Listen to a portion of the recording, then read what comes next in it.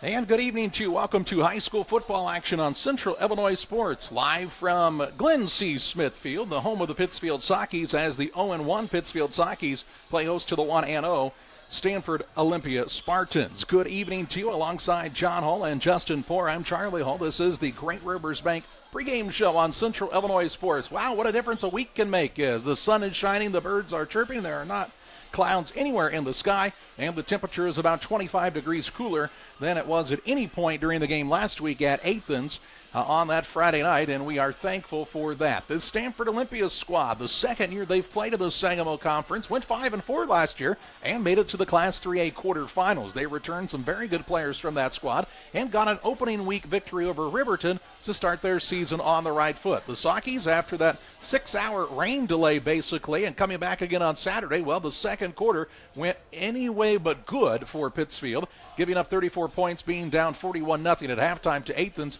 before eventually losing the game by a final of 41-7. They're looking for a rebound in their home opener here tonight. We'll talk more about the matchup, what else is going on in the Sangamo Conference and around the area. It's all coming your way on the Great Rivers Bank pregame show on Central Illinois Sports. Are you looking to streamline your banking? Great Rivers Bank has just what you need with our streamlined checking and savings accounts. Earn high interest rates or get cash back on debit card purchases with your qualifying account. Plus, ATM fee refunds. Certain qualifications required. Call or visit our website today at www.greatriversbank.bank to get started. Great Rivers Bank, member FDIC, equal housing lender. Hey, West Central Illinois, are you looking for a great deal on a vehicle? Well, at Westtown Ford, we have a lot full of vehicles. Cars, trucks, vans, SUVs. We've got them all, and a lot of them at Westtown Ford in Jacksonville. Seed selection is one of the important decisions required to achieve yield goals. Logan Agri-Service represents top seed lines in the industry like Lewis Hybrids, Stein Seed, and AgriGold, and focuses on products developed to meet or exceed our customers' expectations. Sit down with one of our experienced local seed experts who will work with you to help select top-producing corn hybrids and soybean varieties tailored for your specific soils and fertility levels. Or visit us online at loganag.com. Logan Agri-Service, serving agriculture since 1962. Rough day at work? We all have them from time to time. But the last thing you want to worry about is coming home to your internet being out. Or even worse, waiting all day to watch the big game, only to find out it's blacked out. With Cascom, those worries are a thing of the past. Our local technicians are here to service any issues and ensure you have a worry-free experience, whether it be internet, TV, or even home phone. Call Cascom today at 1-800-252-1799 to schedule or upgrade your internet and TV service. There's a road that makes all the difference between the good and the great. A road less traveled for the few who can handle the grind. One of hard work, dedication, integrity, and leadership, with a respect for heritage and tradition and a willingness to adapt. At Little Jess, we travel that road every day because we believe in that difference. And we dare our competition to try and keep up. Little Jess, serving the tri-state area since 1969. Back with you live on the Great Rivers Bank pregame show with locations in Pittsfield, Berry, Liberty, and Hannibal. Great Rivers Bank serving the entire region with high-quality banking services close to where you live, and, of course, anytime online at greatriversbank.bank. Member FDIC and equal housing lender. The Pittsfield Sockies here on Military Appreciation Night. They'll be wearing their camouflage uniforms, taking on a Stanford Olympia Spartan squad. And the Spartan squad, when we saw them at their home digs a year ago, well, Justin Poor, we left fairly impressed because even though that team finished 5-4 in the regular season, man, they made a nice run in the playoffs, losing eventually to Conference foe Williamsville in the quarterfinals. But the biggest thing I think we took away from that game was just the overall team speed this Spartans program possessed a year ago. Yeah, that's right. They, like I said, they went on to lose the quarterfinal game to Williamsville. That was a very tough conference team to play, and but they're super fast, and they were super big last year too. They did lose a little bit of size on the line, but they got all their backfield returning. John, they got a win over Riverton a week ago, and a big win for Stanford Olympia to start the contest and start the season. And as we'll talk with Zach Ferguson in a little while here on the Great Rivers Bank pregame show. One of the things I mentioned to him was I really like the mentality that Olympia came into this conference with. It wasn't with, oh, this conference is just too tough for us to be in. They knew it was going to be a challenge. They challenged themselves. They did what they needed to do to make the playoffs, and then they showed you what can happen when you're challenged on a weekly basis and how that can pay off in the postseason. Yeah, I mean, I think this Sangamo Conference proves year in and year out that if you can make the playoffs out of this conference, you're generally going to go quite a ways, as Stanford Olympia showed as a 5-4 team at the large end of the conference in 3A. The Spartans have traveled here. It's about an hour and 50 minutes or so near the Bloomington area, and we felt right at home there a year ago when we played there, and we thank them for their hospitality and hope that they feel the same after their visit here to Pittsfield tonight. The Sockies, well, in the quarter we saw last week, Justin, they looked pretty decent on both sides of the ball. They made Athens really grind it out and take a drive down the field a couple of times in that first quarter before the lengthy weather delay. But what happened was Athens made some adjustments in that second quarter, and once things started kind of going the Athens direction, I think the Sockies kind of felt like they were on their heels the rest of the night. Yeah, absolutely. I mean, the first quarter what we watched, they seemed like they were getting to every hole like they were supposed to be. It's just they're just one tackle away from really stopping that team on offense. And, let's be honest, since 2009, the Sockies haven't had a winning record, okay? So when you kind of get stuck in that rut of losing, when things start to go bad, John, you kind of revert back to some of those bad tendencies, and that's where teams can really take advantage of you and really kind of put their foot on the pedal and make a game get out of hand in a hurry. Yeah, that's certainly true, and especially if you get into that, well, here we go again kind of mentality, then you can definitely kind of go in the direction you're not looking to go very quickly. We noticed, I think, last week, Lane Foster had a nice first quarter. He's a weapon for the Sockies on the offensive side. Their receivers are going to have to be more involved. And this is a receiving crew for Pittsfield with Justin Pinnock, Isaac Helms, Connor Allen, McKelvey Moore, guys that start. You bring in a guy like a Luke Archer and a Carter Frazier as well on the outside. Justin, you've got some really good athletes in those positions. They just need to have the confidence to know that they can get the job done. Oh, exactly. A lot of speed there, too. So, I mean, you get those guys out into a flat where they can maybe break a tackle. That would be the big plays that really spark an offense. Against the Stanford Olympia squad, a lot of big plays last year for this team, and a few of those came from the quarterback in Zach Keedy. He's back again this season. He's a 6', 185-pound senior, and he's one of those kids. When he turns the corner, you're watching the back of his jersey for quite a while. Oh, absolutely. Saw some of them stats on those guys, and they were running and jumping. Some of them were showing 27-inch verticals, which is just amazing. I'm sure they're not doing that in football pads, though. Probably not, but very good athletes. They run a triple option. They'll spread out a little bit as well when they have to, but they really like to keep the ball on the ground, and I think we'll see a pretty quick-paced contest here in this one due to both teams really wanting to primarily keep the ball on the ground if possible and then mix in the passing game rather than maybe the pass being their first option. The Great Rivers Bank pregame show on a beautiful evening here in Week 2 of the 2023 IHSA football regular season. A nice crowd on hand so far. Folks still filing in the gates as well. We'll talk more on the Great Rivers Bank pregame show after this. Luke and Aaron Fessler at Fessler Insurance are here to help you with all of your insurance needs. Fessler Insurance, a country financial agency, provides life, health, auto, home, and farm insurance. Trust your insurance needs to the local folks at Fessler Insurance. Call for a quote today at 217-285-4429 or stop by at 1165 West Washington Street in Pittsfield for Fessler Insurance. Here in Pittsfield, we're focused on maintaining a healthy, diverse economic base to increase opportunities for our residents. Economic factors greatly affect a community's overall potential, and we strive to continue our prosperous culture. The availability of both commercial and industrial employment centers and new lucrative entrepreneurship opportunities are major assets for growth and development here in Pittsfield. In addition to providing employment and income to people, Pittsfield also boasts several tax incentive districts to further facilitate economic growth. Examples of growth and success can be seen throughout Pittsfield. Pittsfield is located within Pike County and widely known for the abundance of white-tailed deer, and is also home to companies that have capitalized from the region's natural resources. Located over on Madison Street, Whitetail Properties is a major local and international employer that truly embodies the local and economic spirit of Pittsfield. State-of-the-art communications and telecommuting are available here. Be sure to catch their televised series throughout the week on the Sportsman Channel. Come grow and be a part of something great in Pittsfield, Illinois.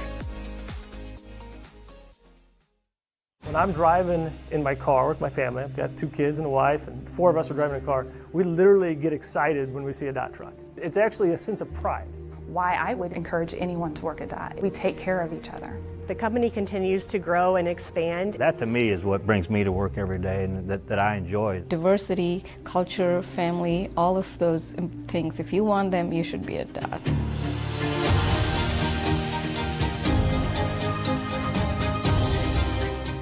Hey, it's time to go to Farm and Home Supply, my favorite place besides my bed. Hi, I'm Nova and I'm a good dog. My dad took me in for the new pet supply sale to sniff out the best deals. Some of my favorites are $2 off Harlan Harvest dog food. It's a store brand and it's doggone yummy. Then I always need treats, so 20% off True Ranch Chews is barktastic. I left my purring siblings at home, but they might like $3 off Phil Science Diet cat food. And then for my Papa's Farm friends, plenty of deals for the horses, cows, sheep, and goats too. Hurry guys, the deals only last through September 3rd. Finally, it's time to go home and enjoy the spoils. See you later. Are you short on time or budget, but your family is hungry? It's time for the Maya Authentic Mexican Restaurant in Pittsfield. Try the Maya Special, a crowd favorite. Delicious grilled fajitas, steaks, nachos Mexicano, salads in a tortilla bowl, the tastiest salsa and cheese sauce around, and the fastest service anywhere. You can afford it. It's the Maya Mexican Restaurant on Washington Street. Call ahead with your order and you can pick it up in the drive-thru, 217-285-4526. The Maya Restaurant in Pittsfield. Welcome back on the Great Rivers Bank pregame show. Central Illinois Sports is where you're watching the game this evening, and certainly glad to have you alongside here tonight. We also have a game live for you on Central Illinois Sports as Jack Hull, Brian Shoemaker, Tim Hull have a contest at Camp Point in a WIVC conference crossover game between the Panthers of Camp Point Central and the Calhoun Warriors, and what we feel will be a good matchup as well. So you can watch that live right here on Central Illinois Sports. It's thanks to the sponsors who help bring these games to you each and every week throughout the season. And we certainly encourage you not only to say thank you to them, but spend your money and shop local with the local businesses who support the broadcast on Central Illinois Sports. Elsewhere in the Sangamo Conference tonight, Pleasant Plains is getting a look at their new digs as they have a brand new turf field and a beautiful facility. They're playing host to that Athan squad we saw last week who looked very, very good. Riverton, man, a tough start to the season. They are at home against Williamsville. Of course, Pittsfield and Stanford. Olympia are here at Pittsfield tonight. Porta is at home against New Berlin. And Morrell Forsyth is on the road at Auburn, as that's a battle of two teams who have started the year 1-0. Elsewhere in Central Illinois, Arthur Levington playing host to Villa Grove. Galesburg is on the road at Bartonville Limestone. West Prairie is at Bushnell Prairie City. Pena plays the guest side to Carlinville tonight. Cerro Gordo hosting Tri-County of Oakland. Also can tell you that Downs Tri-Valley is at Clinton this evening. Effingham High School is hosting Mount Carmel. Illini West is on the road at Elmwood Brimfield. Farmington is hosting West Hancock, and one of the closest games on the season for West Hancock as they traveled across the state of Illinois. Colfax Ridgeview Lexington is hosting Taylor Ridge Rockridge in what should be a good matchup this evening. Princeville plays host to Havana. We can also tell you that Rochester is home against Springfield High after getting an opening week victory. Lanphier plays host to Chatham Glenwood. Sacred Heart Griffin finds himself at a rare spot. They're 0-1. They play Normal University this week in Springfield. Southeast plays host to Peoria Richwoods tonight. Tolona Unity and St. Joe Ogden, a rivalry game matching up this time at the home digs for the Tolona Unity squad. North Mac, a former Sangamo Conference opponent, is playing host to Gillespie. We can also tell you in some of the WIVC matchups tonight, Camp Point Central, of course, and Calhoun are squaring off. Minden Unity is on the road at Greenfield Northwestern. Rushville Industry and Monmouth United are in Monmouth tonight. Piasol Southwestern and Litchfield at Piasol. Beardstown is in Wolves country at Pleasant Hill. And West Central, although they're only about 19 or 20 kids strong total in numbers, they are on their home field in Winchester, taking on Brown County in what should be a good matchup as well. That's a look at what's happening around the area. Tonight here in West Central and Central Illinois, we'll step aside on the Great Rivers Bank pregame show. When we come back, we'll visit with Saukee head coach Zach Ferguson. Stay tuned. Trucks LLC, your top diesel repair center in the greater Six County area, is now located in their new building in the Industrial Park in Pittsfield. Anytime you need diesel repairs, from on-the-road emergencies to regular maintenance, just call 217-922-0044. That's 217-922-0044. Or go to Trucks LLC on Facebook. Trucks LLC will make your diesel engines run loud and proud. When you think diesel repair, think Trucks LLC in Pittsfield. For nearly 40 years, the Niebuhr Funeral Home has been serving our area with professionalism and compassion. This is our business, our hometown. You can be assured we take great personal pride in serving your family in your time of loss. We're locally owned. We're your friends and neighbors. We care about you and your family. Niebuhr Funeral Home, with locations in Pittsfield and Barry, serving our community with compassion and respect. One size fits all. That may be all right for an adjustable belt or cheap sunglasses, but when it comes to your financial needs, no one wants a one-size-fits-all strategy. Derek Harris is your Pike and Adams County area Edward Jones financial advisor. Derek Harris's most important goals are yours. That's why Derek will take the time to understand your needs so he can recommend personalized strategies with your goals in mind. Contact Derek Harris today at 217-222-7173. Knowing you, that's how Edward Jones makes sense of investing. Member SIPC. Like a good neighbor, State Farm is there. You've heard that phrase many times, and Rod Prentice in Pittsfield, your State Farm agent, is the guy you can count on to be your friend and neighbor in the insurance business. He has a complete line of insurance available for you from State Farm Insurance. You can reach him at 217-285-6930. Our family trusts Rod Prentice with all of our insurance needs. Stop by their office on Washington Street and see the girls. And Rod Prentice, your State Farm agent, 217-285-6930. Jersey's World! Jersey's World! Party time! Excellent! Party on, James! Party on, Todd! Jersey's Bar and Grill in Camp Point, where you can find the best burgers, sandwiches, and steaks, all locally sourced from GJY Beef Company. We love beer! We love beer! Ice cold draft beer. Enjoy one of our many craft selections on the patio. All at Jersey's Bar and Grill, 109 East Jefferson, Camp Point, Illinois.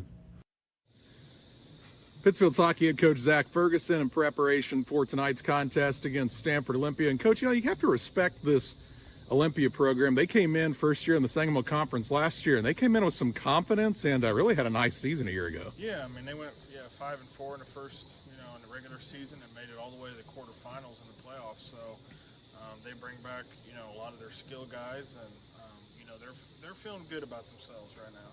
I think if I remember right, a year ago, their speed, they got on the outside a couple big plays, and that was kind of the difference in the game a year ago. Yeah, and as I said, get on a bus for 2.5 hours, that's hard. The type of offense, again, we see the first 2 weeks is something we don't see, the rest of the season. So our kids, it's hard to prepare for, but, they're solid, and the speed, as you said, to the outside is what hurt us. We gave some leverage away. They never really hurt us up the middle too much. Their QB's back, and he's a really good runner, so we're going to have to kind of contain their athletes in space. Had to be one of the weirder first weeks of the season I think you've probably ever been a part of. A game that, that Friday night, it just wouldn't cooperate weather-wise, and then you come back again Saturday night, and, things didn't go your way in the second quarter, and it kind of went downhill in a hurry. Yep. Yeah, I mean, that was, as you said, one of the weirdest games I've ever been a part of as far as, we're there for basically 6 hours trying to get a game in, don't get it in on Friday, play a good first quarter, move the ball, played, pretty well. It made them, first drive they scored on, they had to take 11 plays to do, which is what our goal was. Second drive, they were on play 10 on the 5. So, I mean, our kids were playing well. They were doing well. We weren't giving up the big plays. And then, when you have such, you're gone for, 6 hours, you drive a bus home, tire blows on the bus, get back, and then have to turn around and drive all the way back there the next night. It's hard for our kids. It's hard. High school kids, they go up and down through emotions. And as you said, we didn't play very well that second quarter. And, it's a lot easier for the home team to handle that than the visiting team. there were some things, I think you saw last week they had on the offensive side. You put a kid out there like Lane Foster, you know how explosive he could be, and he still looked to be one of the most explosive players on the field. Yeah, we worked, Lane gave us a good boost. Having him and Matthew as kind of that 1-2 combination is going to help us. Jesse ran the ball well too, but Jesse's more of a power guy. He's going to get his touches tonight as well. So it's one of those things where, Lane's still learning that varsity speed as far as, you get one cut and then you got to go. You're not going to be able to really dance around very much against the teams we play. And I think he told me he learned because he took a couple of good shots. But no, I'm looking forward to see what they do tonight. As I said, I think the O-line did we rushed for almost 150 yards against a very good Athens defense. So we gotta finish our drives, and that's the bottom line. The thing that takes this team to the next level in my eyes from that offensive line standpoint, you're winning the battle right there at the line. Getting to that next level and getting those blocks to spring some of those big plays is going to be key. Right, yeah, and that's what we've kind of preached all week. And, I thought the first quarter we got to their second level, and then when they started stunting on us, we stopped talking, and that's what hurt us. Tonight's going to be a lot of the similar stuff. They run a lot of what we run on defense. So it should be very familiar for our guys, but we gotta get all. Yeah, we made the step of pushing the first level back. Now we got to get to the second level and get some seals, and but also our passing game has to be relevant so that we can get some guys out of the box. There's no secret. It's been this is a program that's kind of been mired in a losing streak since 2009, really. Right. And that's a tough mentality to get kids to change that around and really have that belief that, hey, as long as there's still game left, we still have game to play. Right, and I think a big thing is just getting on the board early. If you get on the board early or even play with the lead, you look at our schedule, the first 5 games we're playing 4 ranked opponents. So it's not something, I don't think the kids are intimidated at all, but they also have to understand the level of competition that we are playing. We have to play well. We can't have an off night. We have to be ready to go because, we can beat these teams, but we have to play to our best all the time. It's also nice it's not 103 degrees tonight. Right. No, it's supposed to be a nice night. It's even going to be in the 60s probably by 8 or 9 o'clock. So our kids should stay pretty fresh, and, it's going to be a physical game just by the offensive style they run. So, lights are working and sound system's working, so we're ready to go. How exciting is it as somebody who played for Pittsfield, now coaching as the head coach in the program after being an assistant several years ago now?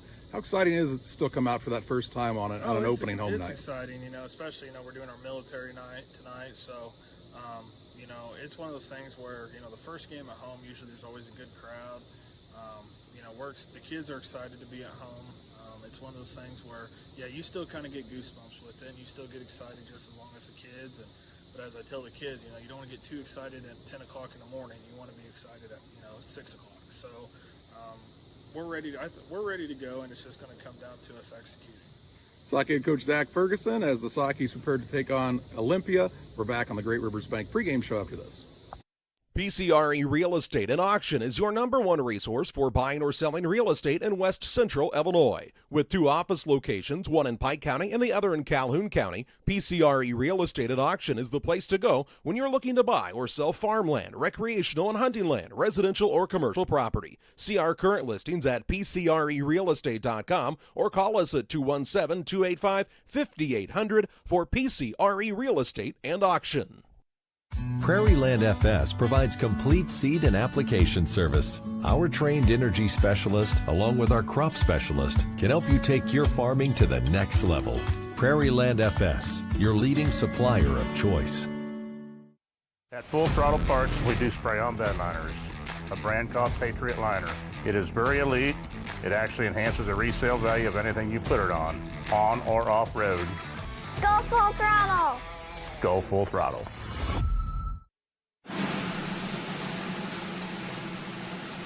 Bye.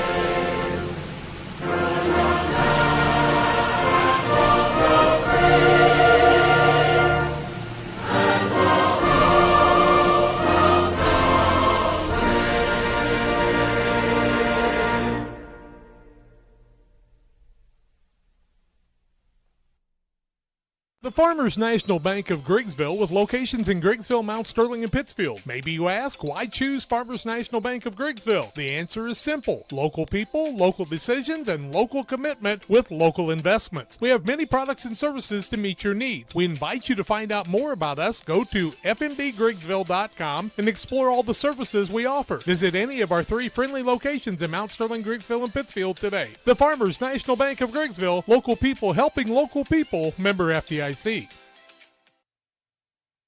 Welcome back on Central Illinois Sports. Thanks to Saukey head coach Zach Ferguson for the pregame visit. It's now time for starting lineups. They're presented by Farm and Home Supply. Let's first meet the visiting team on the scoreboard, the Olympia Spartans. Head coach Eric Lyons, they're 1-0 on the season. Up front at the center spot, Bryson Wilson, a 5'8", 135-pound senior. At the right guard is Cohen Manis. He is a sophomore, 5'11", 240 pounds. Next to him on the line will be Tyler Gellner, a 5'7", 140-pound sophomore. At the left guard spot, Nolan Urie. He's a 6', 215-pound senior. And at the left tackle is Kobe Straub, the 5'10", 230-pound senior. At the wideout spots for this squad, we see Chase Litwiller. He is a 6'4", 195-pound senior. In the backfield, you'll see Blake Youngren, a 195-pound, 6'1" senior. Nick Olson, a 5'11", 170-pound senior. And Cade Lawler, a 5'10", 180-pound senior. The quarterback is Zach Keedy. He's a 6', 185-pound senior for the Olympia Spartan varsity squad. For the Pittsfield Sockies under head coach Zach Ferguson, they are 0-1 on the year. Dax Nutter starts at center. He's a 5'10", 275-pound junior. At the left guard, Jaron White, the 6'4", 285-pound junior. And Tracer Mallon plays the left tackle. He's 6'2", 240 pounds and a senior. Owen Shaw plays right guard tonight. He's a 6'1", 200-pound junior. And at the right tackle is Clayton Reinhardt, the 6'1", 185-pound junior. At the wideout spots for the Sockies, a 5'8", 160-pound senior, McKelvey Moore. Connor Allen, a 6'3", 195-pound senior. Justin Pinnock, the 6'2", 130-pound senior. And also Isaac Helms, the 5'10", 150-pound senior. At the running back spot is Lane Foster, the 5'9", 130-pound junior. And Javen Petty starts at quarterback, 6'1", 175 pounds. And a senior. That's a look at your starting lineups. Again, presented by Farm and Home Supply. Visit your local Farm and Home Supply. They've got a lot to offer for you. If you're a fan of the outdoors or some terrific clothing and household goods as well, Farm and Home Supply has it all for you. Visit farmandhomesupply.com to learn more. We're back on Central Illinois Sports as we are near kickoff as the Sockies and the Spartans go head-to-head here in Week 2. As a new hunting season begins, we observe a species most rare, the hunter incompetus. The hunting ritual begins. Already he stakes his claim by bringing a duck call to a deer hunt. Disaster strikes. A devastating blow to a long-suffering species. There may be no helping the hunter incompetus, but for everyone else, no other place has it all like Farm and Home Supply. Tell my mom to pick me up soon. Damon Plumbing, serving all of Pike County and the surrounding area with quality residential and commercial plumbing services. Damon Plumbing offers septic installation, drain cleaning, new water lines, remodel work for your home, or if you're planning a new build, make sure you include the Damon boys. To get it right the first time, no job too big. Have you seen Braden and Doug? Or too small? Sorry, Corby, couldn't resist. Call Braden at 217-491-5415 or Doug at 217-617-2318. Damon Plumbing, recommended by our family for your family. Welcome to Douglas Automotive and Tire, your expert truck and car repair center in Pittsfield, Illinois. We provide full service from oil changes to new tires and everything in between. Contact us today to schedule service. We're located at 303 West Jefferson Street in Pittsfield, Illinois. Call 217-922-0064. That's 217-922-0064. Britton and the gang know cars, and if you need repairs, call Douglas Automotive today for all your repairs. The Farm Stand, located at 405 East Park Street in Camp Point, Illinois, is the place to go when you're looking for a fresh, homemade meal. Open Wednesday through Saturday from 7 a.m. to 2 p.m., the Farm Stand has a full breakfast and lunch menu. Enjoy breakfast favorites such as biscuits and gravy, pancakes, French toast, and the loaded breakfast burrito. For lunch, check out the great selection of sandwiches, salads, paninis, and more. You'll never leave hungry when you visit the Farm Stand in Camp Point. Rewards checking, I'm not sure if there's a better checking account around. They have 3 requirements each month, and if they meet those requirements, we will pay them the highest checking account interest rate that we have right now. At this time, it is a very generous 4.07 APY. As far as ID Secure goes, it gives you protection with credit monitoring, cell phone protection. Prevent identity theft at a reasonable cost. It's watching out for you. And every 90 days you get an update on it, so the peace of mind of that's very nice. This is Rusty Mixer with Mixer Lumber Company. For years, we have provided quality products and service for all your building needs. New homes, garages, machine sheds, and shops, and we still do. Now we are proud to be partners with Rochester Modular Homes. We now have more options for you if you are thinking of building your new home. We are located in Clayton, Illinois, and our phone number is 217-894-6412. Back with you on Central Illinois Sports, just minutes away from kickoff here. The Sakis and the Olympia Spartans of Stanford Olympia High School, just near the Bloomington, Illinois area. A little bit of a bus trip to get here tonight, about the farthest trip you could make in this conference between these two schools. Our contest tonight is brought to you in part by Trucks LLC. For all of your diesel repair needs, call Trucks. They have a great facility in the industrial park in Pittsfield. Trucks is happy to serve the local communities with all of your diesel needs. Trucks, 217-922-0044, and be sure to like Trucks on Facebook. The Sakis are in the, sort of darker home uniforms. They are camouflage. They look a little lighter on your screen than they are in person. They'll be receiving the opening kickoff tonight as they won the coin toss and chose to take the ball. Lane Foster will be back deep to receive the kick for the Sakis, along with Jaden Moore, and it also looks like back deep is Taylor Graham. Kicking off is Luke Hopkins, the 6'1", 170-pound senior here for Olympia. Olympia in the white uniforms with the blue numbers and white pants here tonight. It's high school football action on Central Illinois Sports. Hopkins looks to the official for the ready whistle,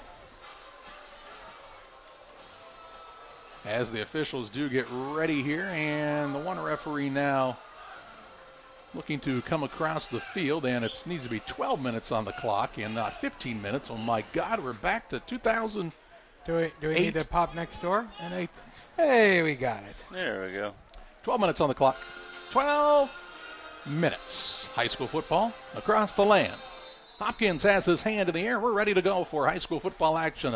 Line drive kick headed toward the sideline. It's going to be taken by the up man, Graham, at the 20-yard line. He'll get up past the 25 and be slung down there. Not much of a return. The Sakis will start 1st and 10 at their own 27-yard line. Yeah, Graham didn't look to get much of a block there, and just couldn't really find any running room. Caught the 26, in fact, 1st and 10, as we are just underway here in the first series of the night for Pittsfield. They had some decent drives, just really had some trouble putting things and finishing things off. Did the Sakis last week against Athens, and they'll be looking for a little more of a sustained offensive attack here this evening. Petty will break the huddle with 2 receivers wide to his right, 2 to his left. Matthew Edwards is in the backfield, standing to his left. The senior running back getting his first action of the season. Petty looks to the sideline now for the play call. 7 seconds on the play clock as it ticks down now.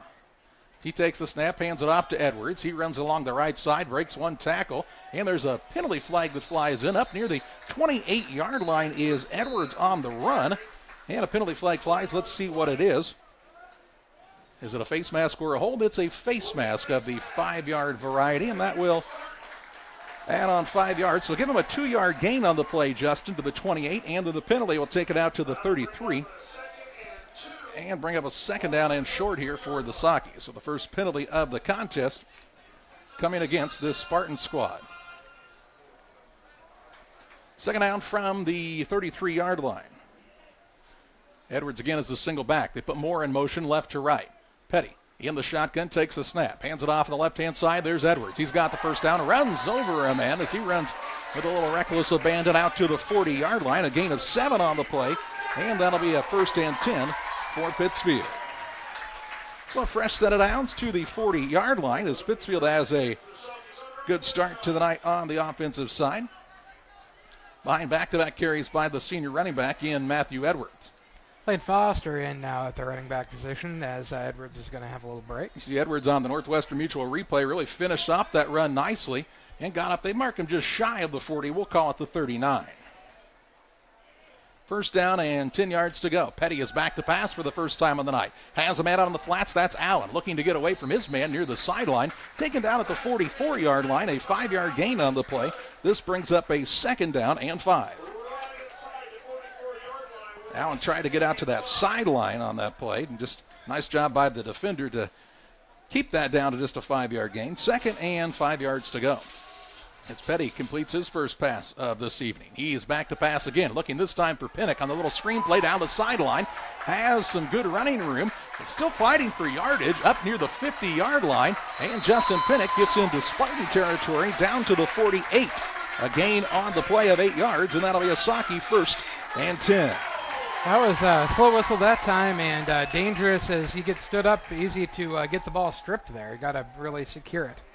Pinnock, though, looking for him fighting for these yards at the end. Just, man, fighting through the tackles, and then men coming up to give him a little push from behind as well. And a fresh set of downs again for the Sakis inside Spartan territory for the first time on the night on this first and 10. Petty again in the shotgun. He hands it off to Edwards, left side. Gets a block from Moore, cuts back to the middle of the field. Keeps his head down, still on his feet.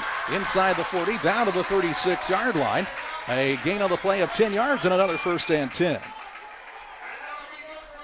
Edwards cut in and kind of found some of the defense and then just kept fighting through arm tackles. Down inside to the 38-yard line, in fact, as well, they'll mark it down after a 10-yard gain. Here comes a new running back into the game. That's Jesse Davidsmeyer. He and Foster will be lined up together in the backfield now as Edwards gets a little blow. 9:36 to play in the first. Clock should be counting down, and it is now. In the I formation, Petty will be under center for the first time. A lot of men up in the box here for Olympia. He'll take the snap, hand it off left side. Davidsmeyer has a good gain on the play. Inside the 32, down to the 31-yard line. A gain of 6 yards on the play, and it brings up a second down and 4. Davidsmeyer with some hard running there and got a good gain. Davidsmeyer is a junior running back for the Saki squad. Hey, do want to remind you the Pike County Health Department, in conjunction with the Adams County Health Department, a drive-through flu clinic, September 23rd, 10 a.m. to 12 p.m. at the Pike County Highway Building number 4 in the former JDL building in the Industrial Park. Please bring your form of ID. Here's Lane Foster, has a Saki first down as he's near the 25. Call him down to the 26-yard line. A gain of 5 on the play, and this brings up a first and 10. Got a good lead block that time from Davidsmeyer to really bust him open and give him some room to run. And Pittsfield putting together their finest drive of the season so far as they are first and 10 inside Saki territory. Gonna spread it out now and got Edwards checking back in. Yeah. Out of the 26, 8:25 and counting to the first. 2 receivers out wide to the left, 2 men to the right-hand side.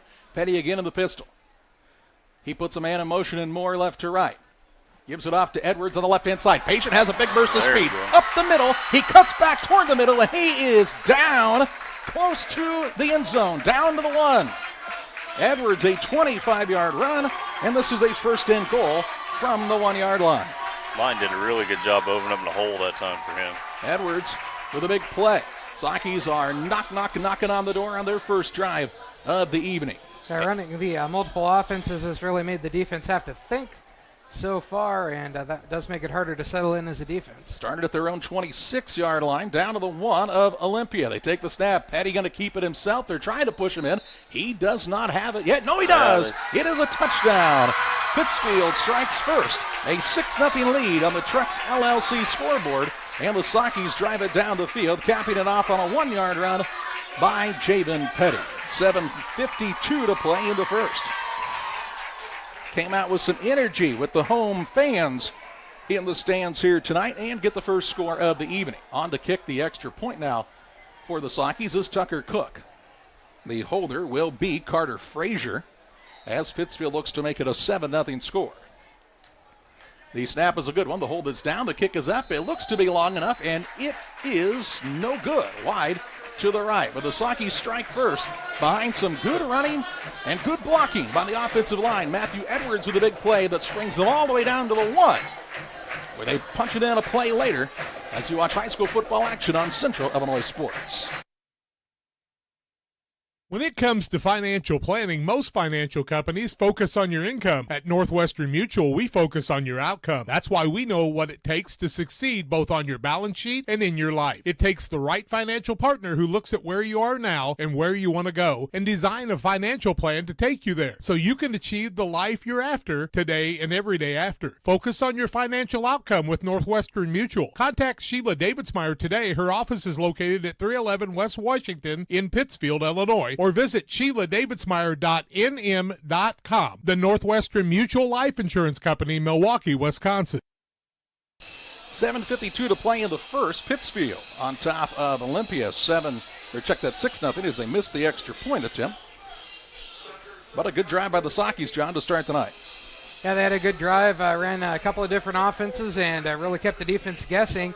And the running backs really did a good job of securing the ball and gaining yardage. Matthew Edwards with the big 25-yard play, and he's probably, about 35 or so yards now on the night?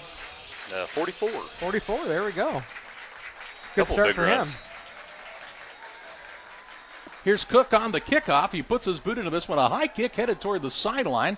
The man will go get it and slip nearly out of bounds. That's Nick Olson. Olson trying to keep his feet, breaks a couple tackles. Still on into the 25, gets a block. Back across the 30, down to the 32-yard line, and that's where Olympia will start first and 10 at their own 32 with 7:43 to play in this opening quarter. He was very close to being out of bounds as soon as he grabbed the ball. I think if he would have let it bounce once, it might have gone out of bounds. Alana Express here to serve you with walk-in medical care when you need it. Open 7 a.m. to 7 p.m. every Monday through Saturday. You'll find Alana Express on the south side of the Pittsfield Square. On the Trucks LLC scoreboard, it's Pittsfield 6, Olympia nothing. Olympia on the attack for the first time tonight on the offensive side. As here comes quarterback Zach Keedy and company in the double wing. Puts a man in motion right to left. Keedy with a hard count, nearly draws the Sakis off sides. Now he'll come set again, look to the sideline. And now he'll set up back under center with 10 on the play clock. Keedy puts a man in motion left to right this time. Hands it off to the fullback. Fullback is stacked up at the line of scrimmage. In on the stop that time, Jaron White for the Sakis. As the ball carrier here was Cade Lawler. Lawler gains nothing on the play. Brings up a 2nd down and 10. For some reason, the box says third, and I know it's not. Yeah, I wouldn't pay attention to the box. We know it's only the second play, so it's 2nd down. 2nd and 10. Good stop of the play by... Actually, that was not White. That was actually Zane Perry, the sophomore. Zane Perry's a 6'3 sophomore, and he is a big fella. He's a nasty football player. Let's put it that way. He's a good player, and just a sophomore. A lot of upside for that young man. Keedy under center once again, man in motion. He'll pitch it out to the motion man, and he'll be smoked in the backfield. The ball is loose, and the Sakis have recovered the fumble. Oh, my goodness. Who laid that hit? That was Connor Allen in the backfield. And I mean, what a hit as they recover the fumble. And look at this on the Northwestern Mutual instant replay. You see the line come set. They look to pitch the ball outside to Cohen Alexander, and the pitch wasn't there, but there was Connor Allen forcing the fumble. The Sakis recover and take over here in Olympia territory at the 22-yard line. Allen almost could have taken the pitch that time. I mean, I don't know what they saw, but they took it right. 1st and 10 from the 22, 6:56 to play here in the first. A 1st and 10 for Pittsfield, and about as ideal of a start as you could have if you're the Sakis. Petty is in the shotgun, puts a man in motion left to right. He'll hand to the motion man. That is McKelvey Moore trying to turn the corner, has a man on his back and is taken down near the 21. Ran a long way to gain a yard, and it's 2nd down and 9. John? Yes, sir. I hate that play. I know you do. That end around. Yeah, I know. What was the loss do you have on that? Well, Justin, it was a 10-yard loss. The ball was at the 32, and they ended up recovering it at the 22. So a 10-yard loss on the play, and unfortunately you have to give that to Cohen Alexander. Just kind of bad luck that time, as he happened to be the man they tried to pitch it to. And he got to the ball about the same time as Connor Allen did. Petty in the gun once again, back to pass. Looking to his left, looks across the middle, has his man in Allen. Allen on his feet near the 15-yard line. That's a gain of 6 on the play. Flag down right at the end there. Not sure. It kind of got tossed right as he was coming down. And we'll see what this is about. It is a face mask against Olympia. So that'll be a 5-yard penalty on top of that. So give them a gain on the play of 6. And this play will now result in a 1st and 10. As they'll mark off the 5-yard penalty, the second 5-yard face mask penalty of the evening by this Stanford Olympia squad. So the ball is resting just inside the 10 at the 9, so call this first and goal from the 9-yard line. Pittsfield on top 6-0, looking to add to this advantage. Trips to the right, a single receiver to the left. Foster has checked into the running back. He stands to the left of the quarterback, Jabin Petty. 6:08 to play in the first. Petty puts Moore in motion right to left. He'll hand it off. This is to Foster. Up the gut, big hole. Ooh, and then he's taken down. Penalty flag flies as he's down near the 6-yard line, and the official will tell us it's a hold against the Sockies, and this one is coming back. So this will be Pittsfield's first penalty of the night. And let's see where the flag is setting is about the 4, but I don't think anybody got to that point to Well, I mean, hold. there was one of the receivers was far downfield, and if that's really where they mark, I mean, that's where he intentionally threw the flag too. So it will be first and goal now from the 14 is what they'll call it, as that will be a 10-yard penalty.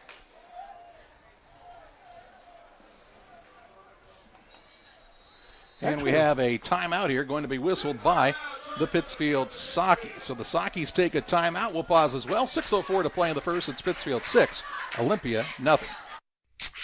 Another rock and roll weekend.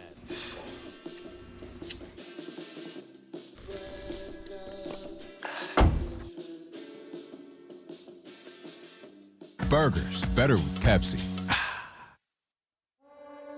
At Game Masters in Quincy, we're passionate about the outdoors. Shooting is one of our favorite pastimes. When it comes to guns and ammo, think Game Masters. They have new guns, used guns, gun safes, and gun accessories. And be sure to head over to GameMastersOutdoors.com to check out our great selection. Clothing, fishing, hunting, gifts, and more. At Game Masters in Quincy, we're passionate about the outdoors.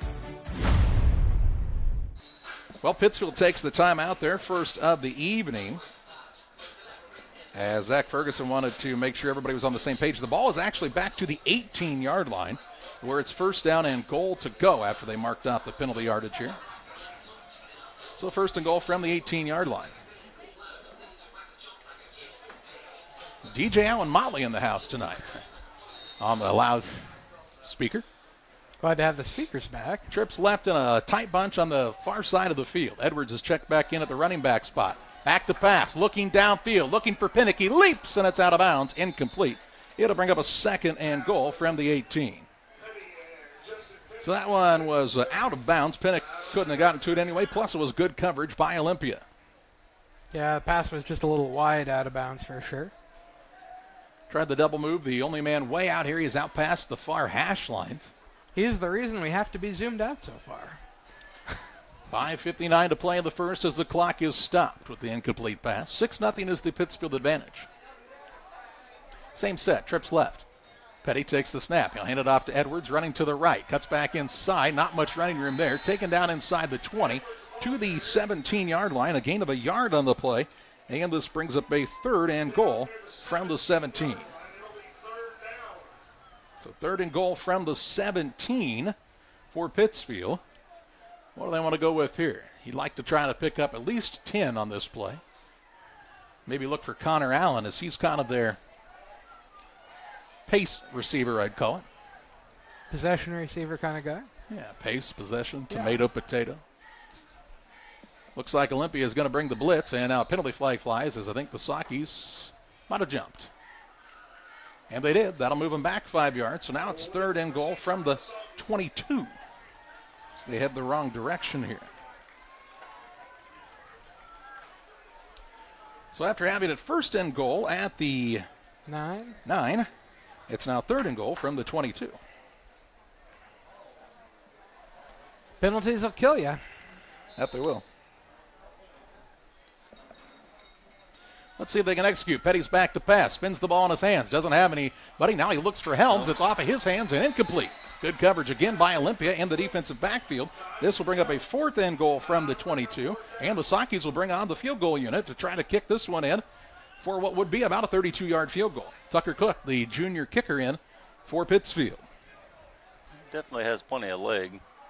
He missed the extra point. He had plenty of distance. I think it was just wide right. Cook is looking for the holder. Here comes Carter Frazier, and here comes a lineman as well. We had 9 guys on the field. That's usually never good. But there's still plenty of time on the play clock, so that's good. Just over 5 minutes and 14 seconds to play in this first period.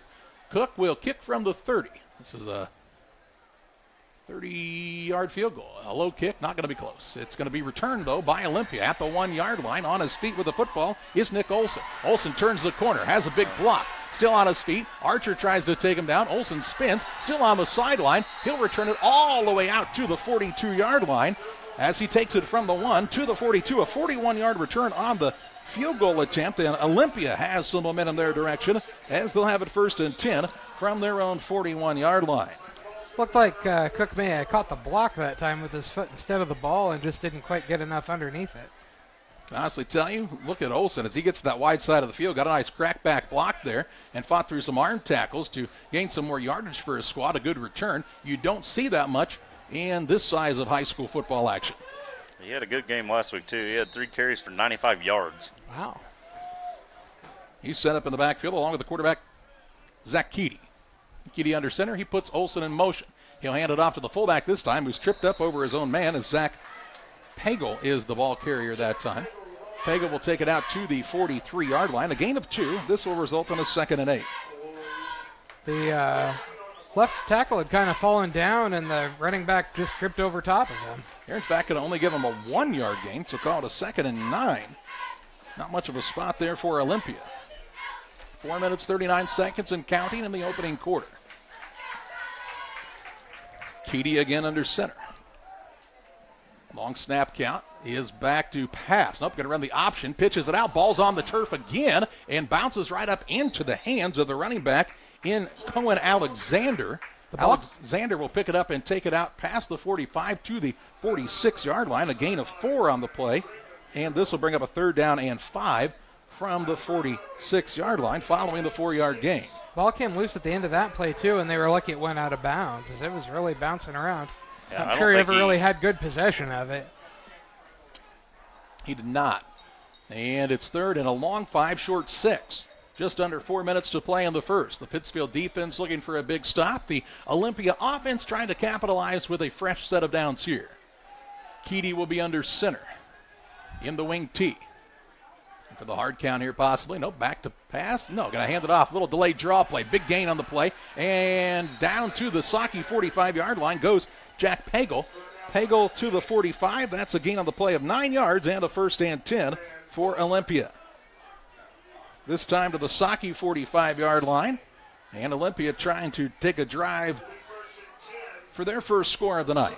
Saukey defense really bit on the fakes that time. They did the delayed handoff draw play and were able to pick up big yardage for Pagel. Jack Pagel is a 5'8", 165-pound senior for this squad. Playing the fullback spot on this possession. Keedy will be under center once again from the 45. Puts a man in motion left to right. They run into one another. A broken play, but Keedy is going to make something out of it. Takes it inside the 40 down to the 39-yard line. Nice, tough play by the quarterback. He gains 6 and brings up a 2nd down and 4. Okay, Keedy would have liked to hand off. There wasn't the handoff available, so he just made something out of nothing there. It was kind of a little bit of a commotion in the backfield that time. As you'll see, Keedy went to hand it off along the right side here, and he and the man just kind of collided as the lineman got pushed back into him. As some tough play up front that time from Tucker Cook that pushed his man back into him. Cook playing some defensive line front here for the Saukeys. And he's a defensive lineman. He's a backup quarterback. He's a versatile player. Keedy under center on the 2nd and 4.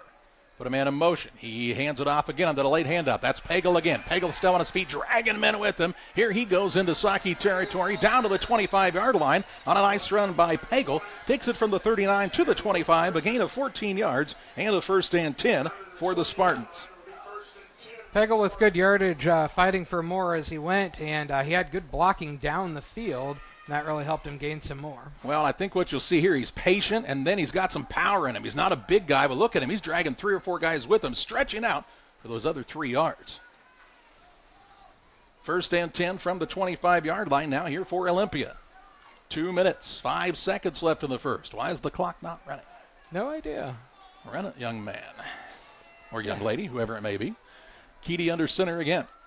He hands it off to Pagel along the right-hand side. They said play it against Sam, or in this case, as it may be. That's Jack. And he'll take it to the 23-yard line. A gain of 2 on the play. 2nd and 8.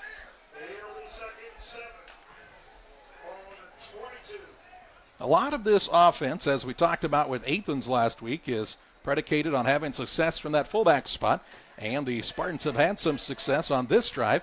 And now you'll maybe see them try to give it to one of the wingbacks and try to get outside. We've seen Blake Youngren in motion quite a bit.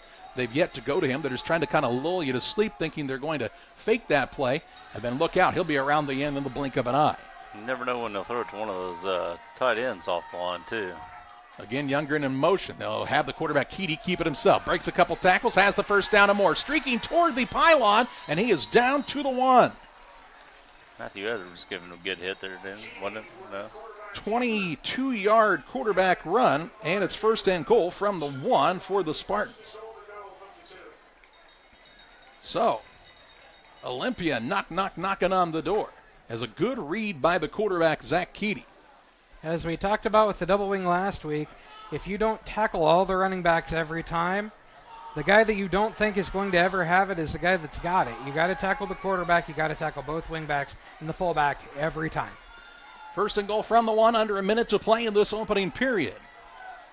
Keedy will be under center. Calls the line set. Puts a man in motion, and that's a false start. That'll move Olympia back 5 yards, and this will be a 1st and goal from the 6. Looked like the man on the left end got started a little bit early, so move it back to the 6-yard line. And it'll be a 1st and goal from the 6. 40 seconds exactly left in this first period. Still not a cloud in the sky. It is a beautiful, picturesque evening for high school football action. Week 2, you couldn't ask for much more. Keedy and company to the line for the white-clad Spartans. Double tight, double wing, under center. Puts a man in motion right to left. He's going to run the reverse play back to the right-hand side. Man has it, and he is in for a touchdown. Nearly untouched that time, as that's Cohen Alexander, the 6-foot junior, tying this game up at 6 points apiece. Cohen Alexander, his parents will not have to be washing the uniform after this play, because he takes his handoff from Keedy and is beautifully set up. Let's watch it again on the Northwestern Mutual Instant Replay. He's going to come from the left-hand side on this little handoff on the reverse, and a nice block out in front that time by the big man, Kobe Stroud, to break that one in for the touchdown. Now trying to take the lead off the foot of Luke Hopkins. The hold is down, the kick is up. It is going to sneak in and be good, and Olympia takes a 7-6 lead on the Trucks LLC scoreboard. 21.4 seconds to play in the first on Central Illinois Sports. The Liquor Booth is your home for a huge selection of beer, wine, and spirits. The Liquor Booth has 2 locations in Quincy, 3520 Broadway and 1500 North 12th Street. The Liquor Booth, where it's always happy hour. Another rock and roll weekend.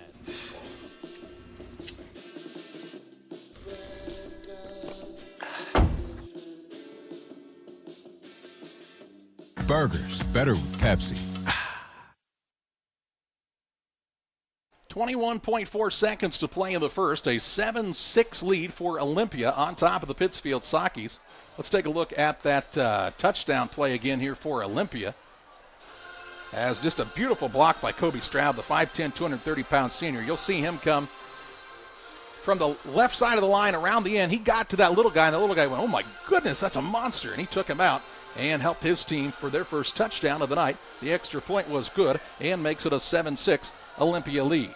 This is actually an Olympia team that's lost some size on the line. They graduated a 3A All-State lineman in Blaine Haley last year.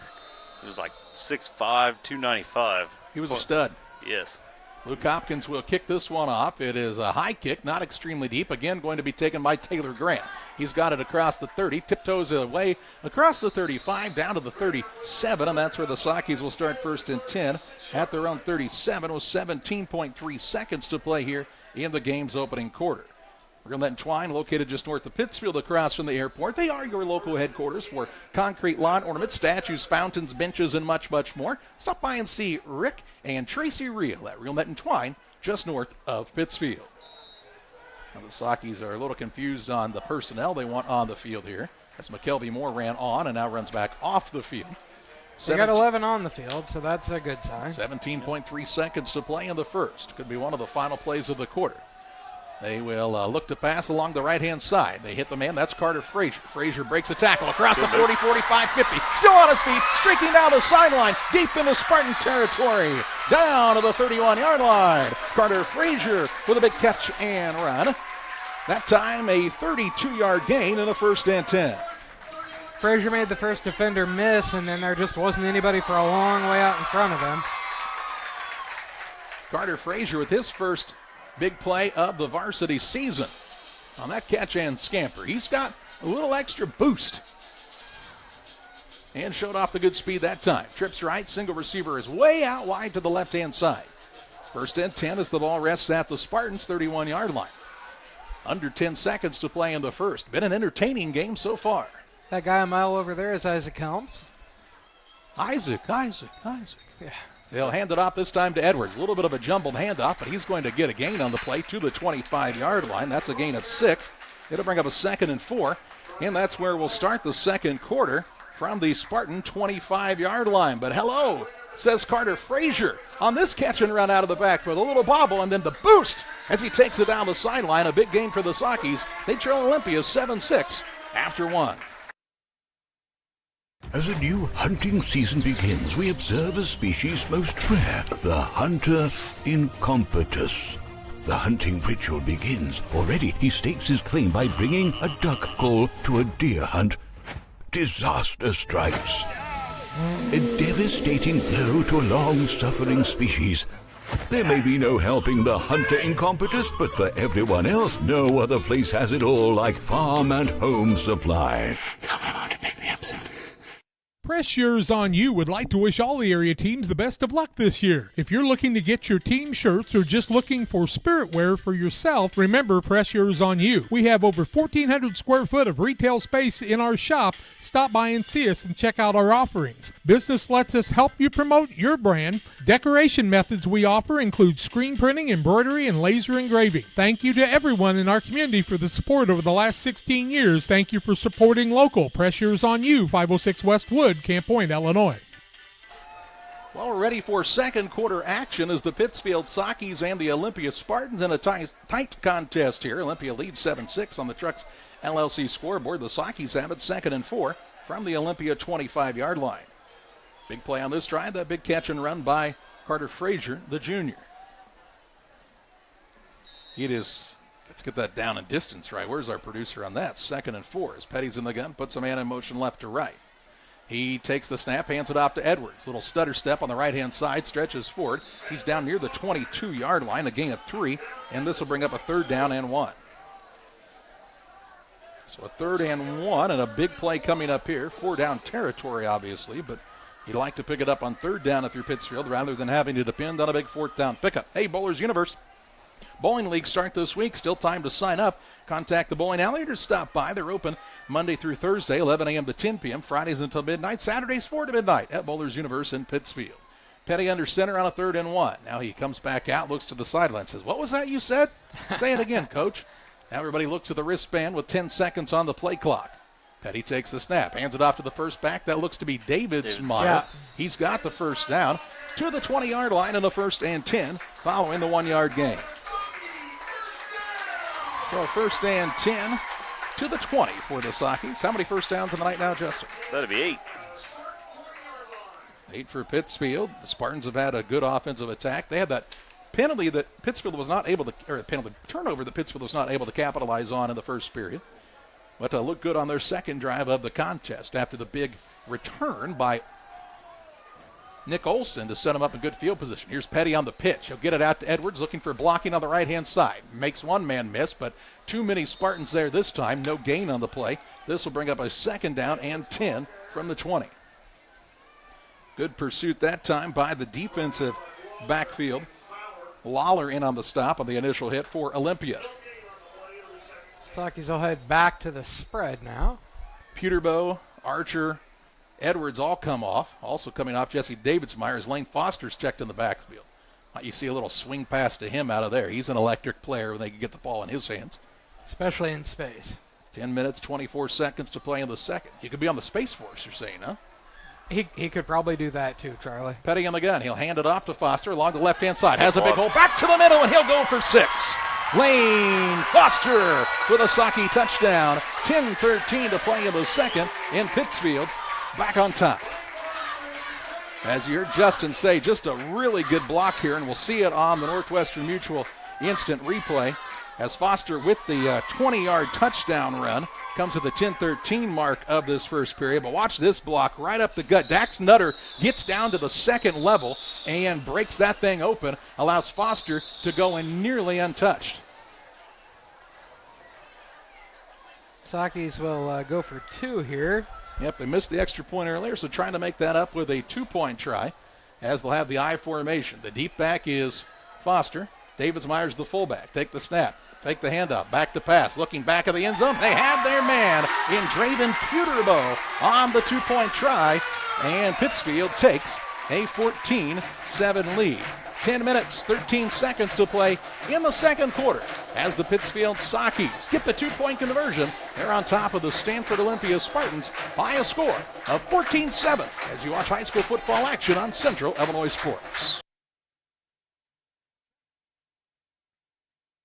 Timely application of crop nutrients based on soil test results and the individual yield goals is the focus of the agronomy team at Logan Agri-Service, Inc. Logan Ag delivers anhydrous ammonia, dry fertilizer, UAN, liquid starter, and our lineup of Logan Agri-Yield micronutrients direct from us to your field. Striving to get the right fertilizer products at the right place in the right field at the right time, that's Logan Agri-Service. For fertilizer and application services, call 1-800-LOGAN-AG or visit us online at loganag.com. Logan Agri-Service, serving agriculture since 1962.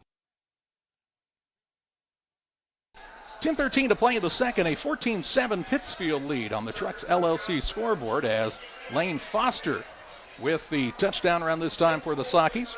And they take the lead right back from Olympia after Olympia had secured the lead after the end of the first period.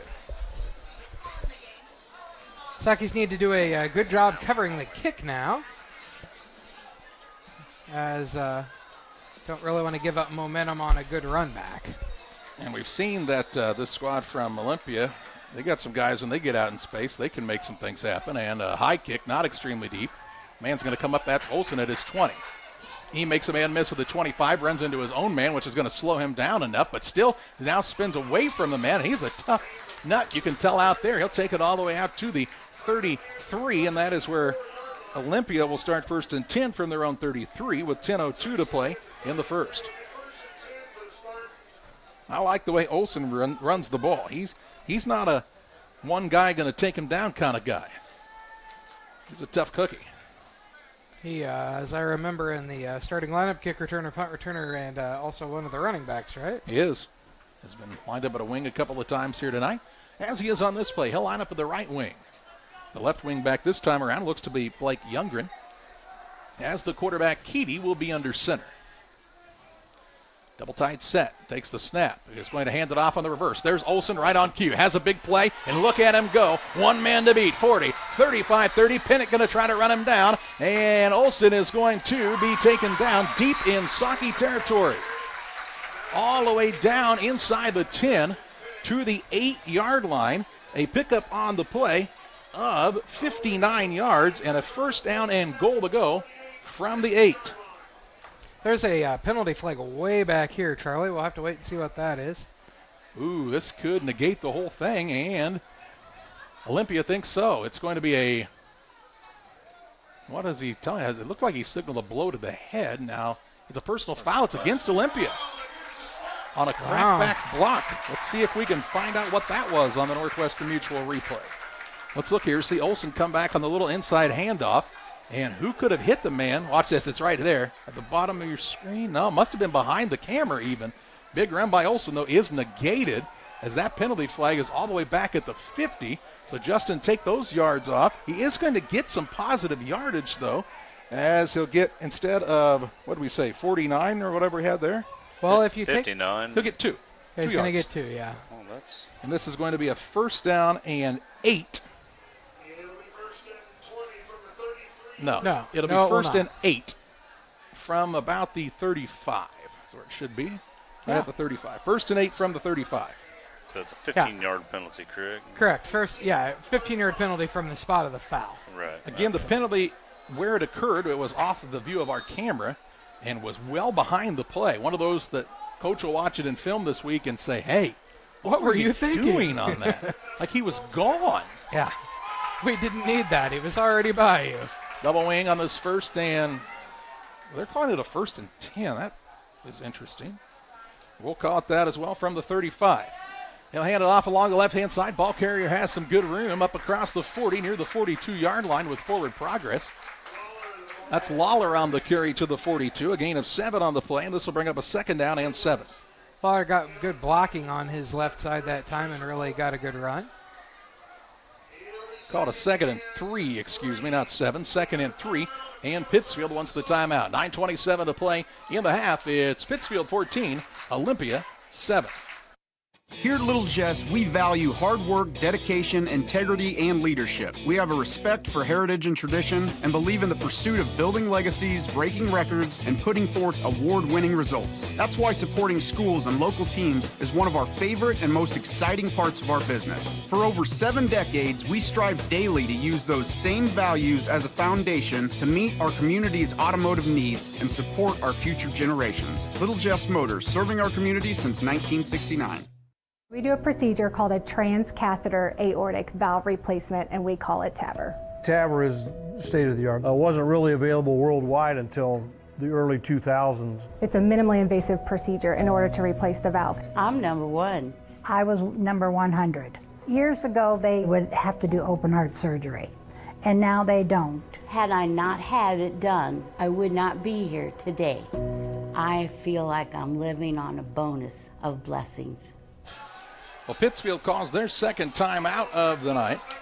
They'll have 1 timeout left in this half, as it is a 2nd and 3 from the 42 here for Olympia. The quarterback, Zach Keaty, sets up under center as he wipes some perspiration off of his hands. He'll keep it himself along the left-hand side and be dragged down in the backfield for a loss of 1. In on the stop that time was Tracer Mallon on the big hit for the Sockies. And Peterbow also in on the stop for Pittsfield. 2 big boys that time. Back to the 41, a loss of a yard, and this brings up a 3rd and 4. Sorry to our viewing audience. I had bet on the fake, and the fake man would have had the first down. So you're saying don't go to the replay?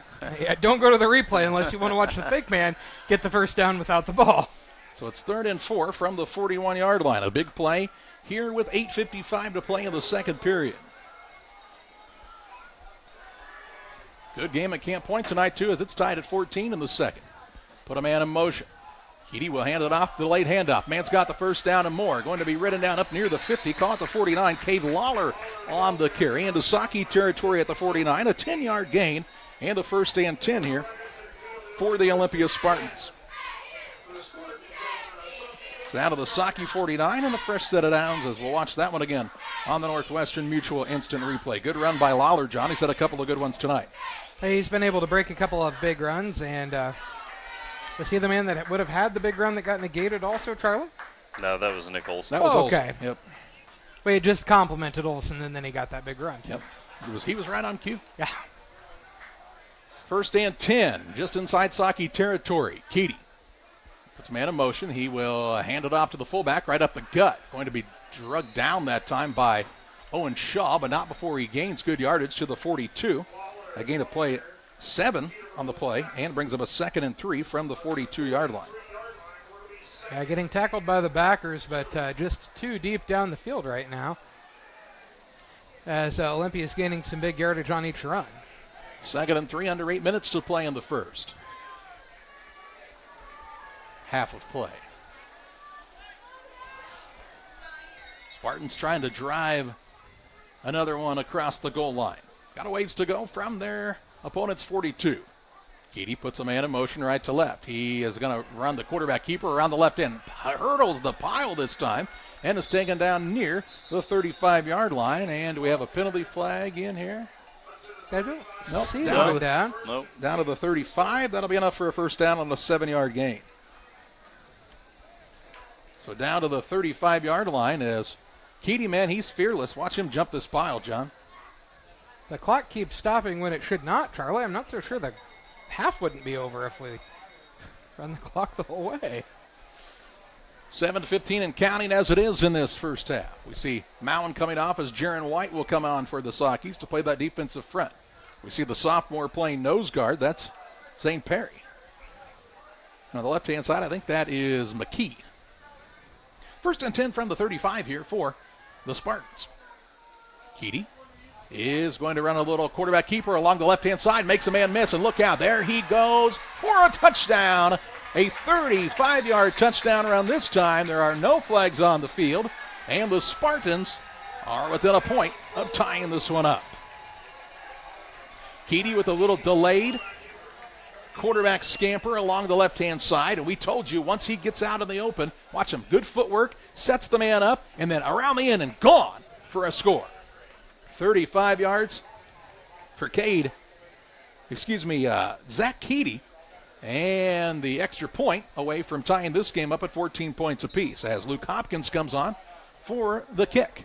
He was good on his first kick of the evening. Hopkins handling all the kicking duties.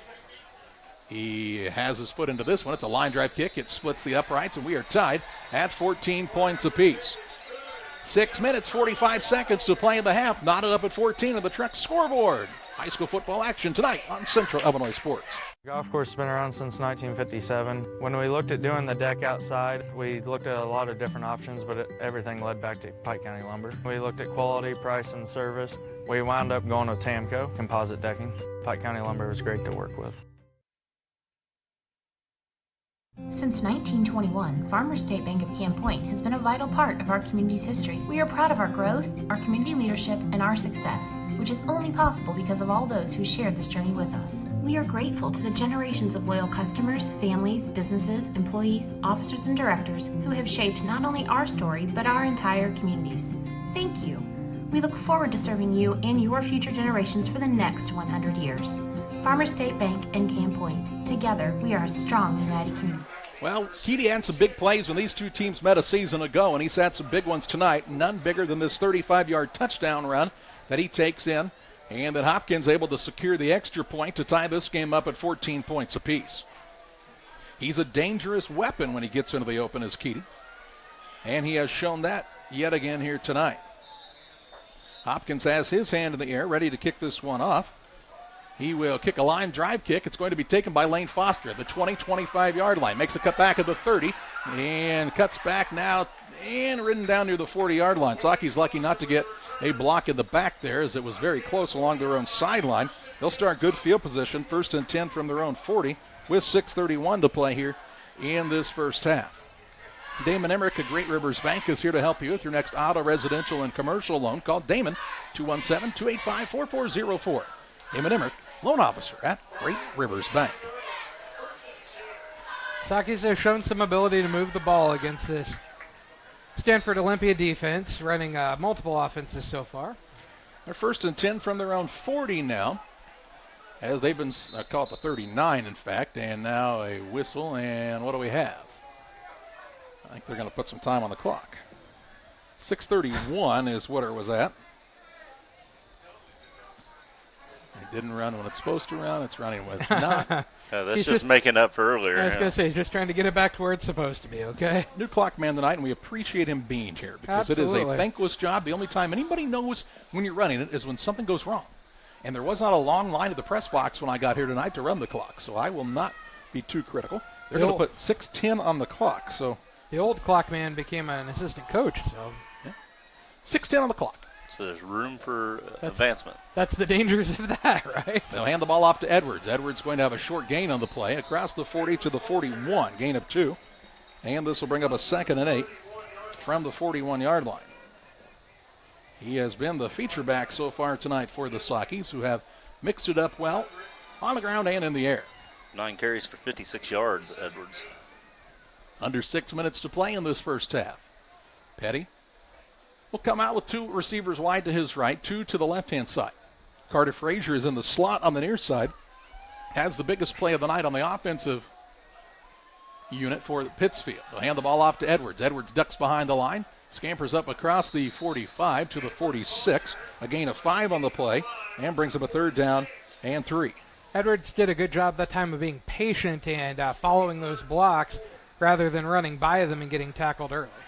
Edwards not an extremely large young man. He is 5'8", 150 pounds, has a good quick burst to him. Sockies with a long 3rd and 3 here. So they want to go with that hard count, try to draw Olympia offsides. Petty is back to pass, looking to his right. Has his man, that's Connor Allen. Allen retreats and now turns upfield and is inside Olympia territory to the 48-yard line. That'll be good enough for a Saki 1st and 10 on a gain of 6 on the play. Was worried for a moment there, Charlie. He had the 1st down on the catch, then kind of retreated back behind, and you don't want to get tackled then or you don't get the 1st down. You see just a quick little easy throw out there on a little hitch route by Connor Allen. Results in the 1st and 10 for Pittsfield with 4 minutes 44 seconds to play in this first half of play. Put a man in motion right to left. They'll hand it off to the motion man. This is Archer. Archer has a man slip and now tries to turn the corner before he's taken out of bounds, and a long way to run to get back to the line of scrimmage. No gain. It's a 2nd and 10. Just never could find a cutback lane there, could Archer, and just kept going all the way out of bounds. He's lucky the man in the Waller fell there, and he had him tackled for a loss. He had him dead to rights that time in the backfield. As it is, it's no gain. 2nd and 10. Ball is at the 48. Still not your favorite play, right, Charlie? It's not. It's a long way to run side to side. You got to have some sort of a burst to get away from the defender. Especially when you got a long way to run and you start 5 yards deep. Trips right. Petty will fake the handoff, bring it back this direction, goes in and out of the hands of Isaac Helms. Incomplete pass will stop the clock and bring up a 3rd and 10. First time they have targeted Helms on tonight. And it's 3rd and 10 from the Olympia 48-yard line. Clock stops with 4:31 to play in the 2nd period. On the Trucks LLC scoreboard, Trucks for all of your diesel repair needs. You'll find them in the Industrial Park in Pittsfield. They also can come to you, 217-922-0044. Saki's traded in a new football. I don't know if it's a little moist out there. I'm not sure. Petty is back to pass. No, hands it off to Foster. Along the right-hand side, cuts back, makes a man miss. He turns something out of nothing that time to the 46-yard line, a 2-yard gain, and this will bring up a 4th and 8. And now decision time for the Sockies from their opponent's 46. Looks like they're punting to me. I think that is the wise move with 4:10 and counting in this 2nd period. No reason to try to give Olympia great field position. But if you are Pittsfield, you don't kick it right to Nick Olson. He has shown to be a dynamic returner so far here tonight. I believe Olympia has all 3 timeouts left also with they do 3:50-ish to go. So it is 4th down and 8 here. Call it 4th and 8. And a kick. It's an end-over-end kick. Olson will call for the fair catch, and then a penalty flag flies. He catches it at the 18-yard line, but what is this flag about? I do not know. I didn't see anything there. Back, maybe? They are going to report it in to the referee, who is going to relay it to us. And once they do that, we will tell you. The referee's a long way away, so I think I got to run down here just a minute. And what is the call going to be here? Looks to be against Pittsfield. They're kind of staying back away from it. And what are they talking about? They haven't spoken to one another yet. There's 2 footballs on the field right now. They put the ball back at the 16-yard line. He fair caught it at the 18. Yeah, well, close. If I had to ask a question, it would be what was the flag? And now everybody's marching backwards. We're just going to pick it up? It is, Did he said, I just slipped. Did he intend to throw a beanbag and he threw a flag instead? I mean. Could be. They're going to put it at the 16-yard line, and that's where Olympia starts 1st and 10 with 3:45 to play here at the end of the first half. Unclear. Yeah, unclear is a good depiction. We are tied at 14 points apiece. Can Olympia put together a drive? They also get the ball to start the second half, so big if they can capitalize on a long touchdown drive here, and big for the Pittsfield defense to come up with a stop. Keedy under center. He will take it himself along the left-hand side, trying to get the corner, and has it. Now it's turned back inside, stretches out near the sticks, and they'll mark him down just shy of the 25 to the 24-yard line, a gain of 8 on the play. This will bring up a 2nd down and 2. So 2nd and 2 from the 24s. Keedy also patient when he gets there, waits for the blocks to set up. And went out of bounds and stops the clock with 3:38 to play in the half. Lets him preserve a timeout for another time later. Alexander did a good job leading Keedy on that run. He had him on the end there, had a couple of really good blocks. Yeah, it was a designed run. It wasn't like it was a broken play for the quarterback to run at that time. Saki's a little slow in pursuit along the edges. Keedy again in the double tight, double wing. Calls the line set. Puts a man in motion. He is now back to pass. The left-hander looking downfield, looking for his man, leaps, and it's incomplete. Incomplete is the call, as the intended man that time, I do believe, was Cole Bauer. And a pretty good throw that time from Keedy on his first pass attempt, really down the field of the night. He and Joe Ladner were kind of step for step there, and both went up for the ball, and neither one got it. Time in the pocket, and nearly a tremendous catch by the wideout that time, but just kind of lost it as he came to the ground.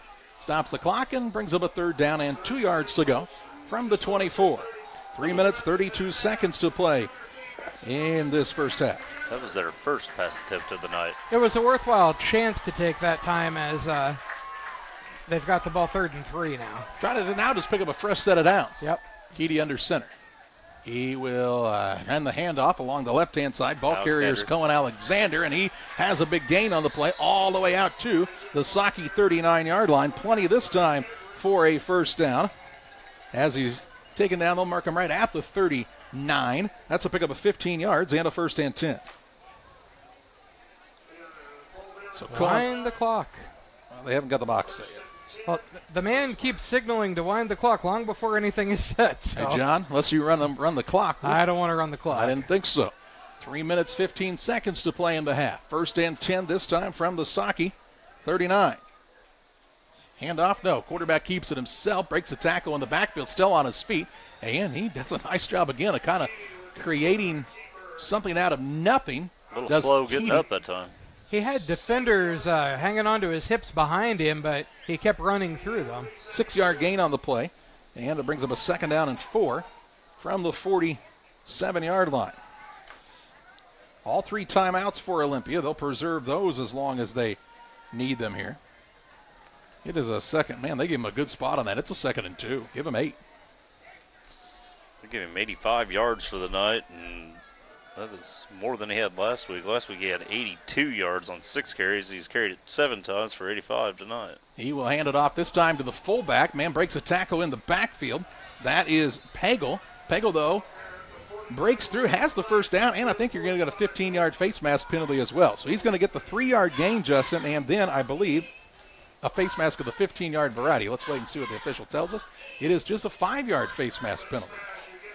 So a 3-yard run, which results in a first down, and then add 5 more yards on. And that'll place the ball near the Saki 45, 1st and 10 for Olympia. The man that would have had him in the backfield is the one that committed the face mask penalty. And he just kind of slid right around the head there. And got the hand grasped on the mask. 1st and 10 and what looks to be a good drive right now for Olympia. They started at their own 16. A minute and a half later, they're at the Pittsfield 45. Sometimes that mask just looks like a really good handle to pull somebody down. Keedy's going to pitch it out to Olsen this time. Puts his foot on the ground, changes direction, still on his feet, first down and more. Inside the 30, all the way down to the Saki 27-yard line. A pickup of 18 yards on the play and a 1st and 10 for Olympia. Olsen with a big run as he takes it all the way down to the 27-yard line. As you see him, watch him put his foot into the ground and just breakaway speed here at the end. And he has another big play. He's made some big plays on the special team side and now with a big run offensively. And he said, hey, this one wasn't called back. 1st and 10 from the Pittsfield 27. Marching right down the field here is Olympia. They'll fake to the motion man. Back to pass is the quarterback. He'll look downfield. Man open, but overthrown. Incomplete. That'll stop the clock and bring up a 2nd down. Man did everything he could to give himself full extension there in the receiver, but just couldn't quite get a hold of it. Keeney held in there as long as he could, but he did have a man in his face. Took a little bit of a hit after he threw it. 2nd and 10 from the 27-yard line now. Clock stops with 1:30 to play in the half. Still all 3 timeouts for Olympia, so a lot of time left on this first half clock. Keedy under center in the double wing. It's a man in motion. He'll hand it off to Olson. Back to the left-hand side. Makes a man miss on a juke. Still on his feet. Finally taken down. Penalty flag rested about the 28-yard line. And I would expect this one to come back. In the area of a hold, and it is a hold at the 28. So that'll move the ball back to the 38-yard line and bring up a 2nd down and 21. From the 37, call it 38-yard line, in fact. 2nd and 21. So another big play, negated here by penalty for Olympia.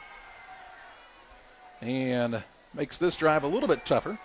1:24 left on the clock. It's 2nd and 21 from the 38.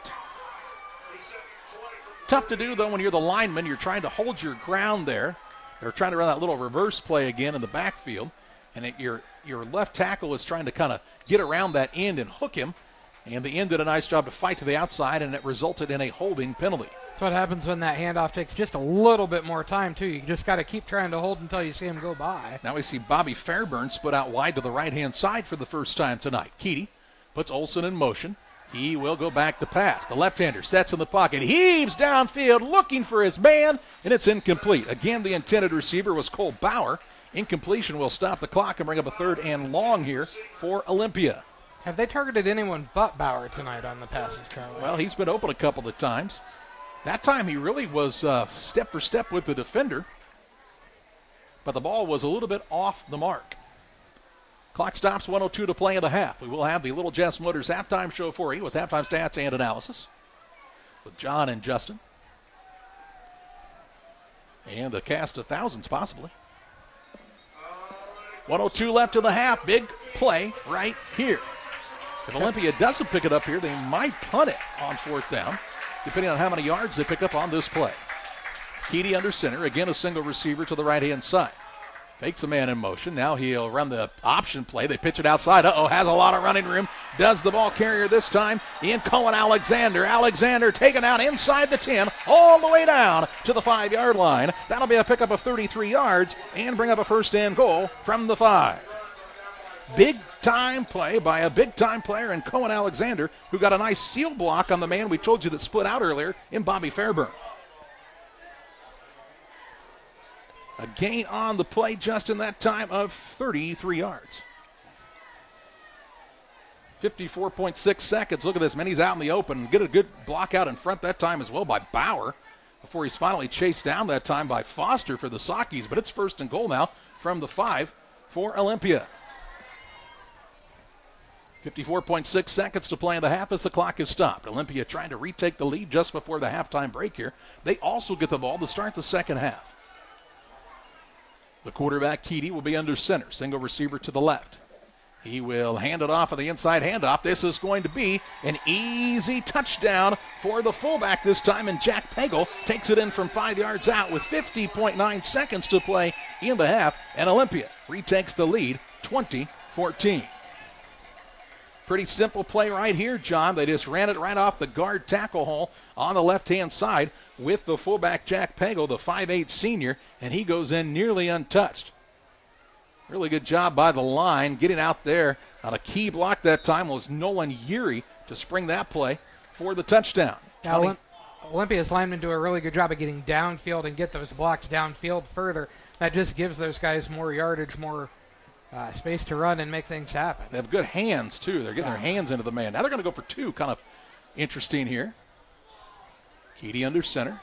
He will run basically the same play. Nope, keeps it himself, pitches it out, gets it out to the pitchman this time in Olson, and the 2-point try is good. That makes it Olympia 22, Pittsfield 14, 50.9 seconds to play before the halftime break as you watch it on Central Illinois Sports.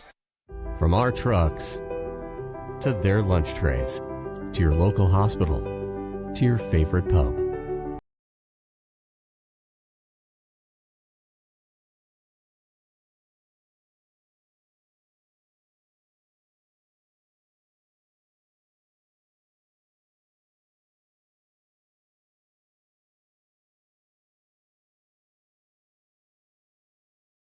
today and be part of something bigger.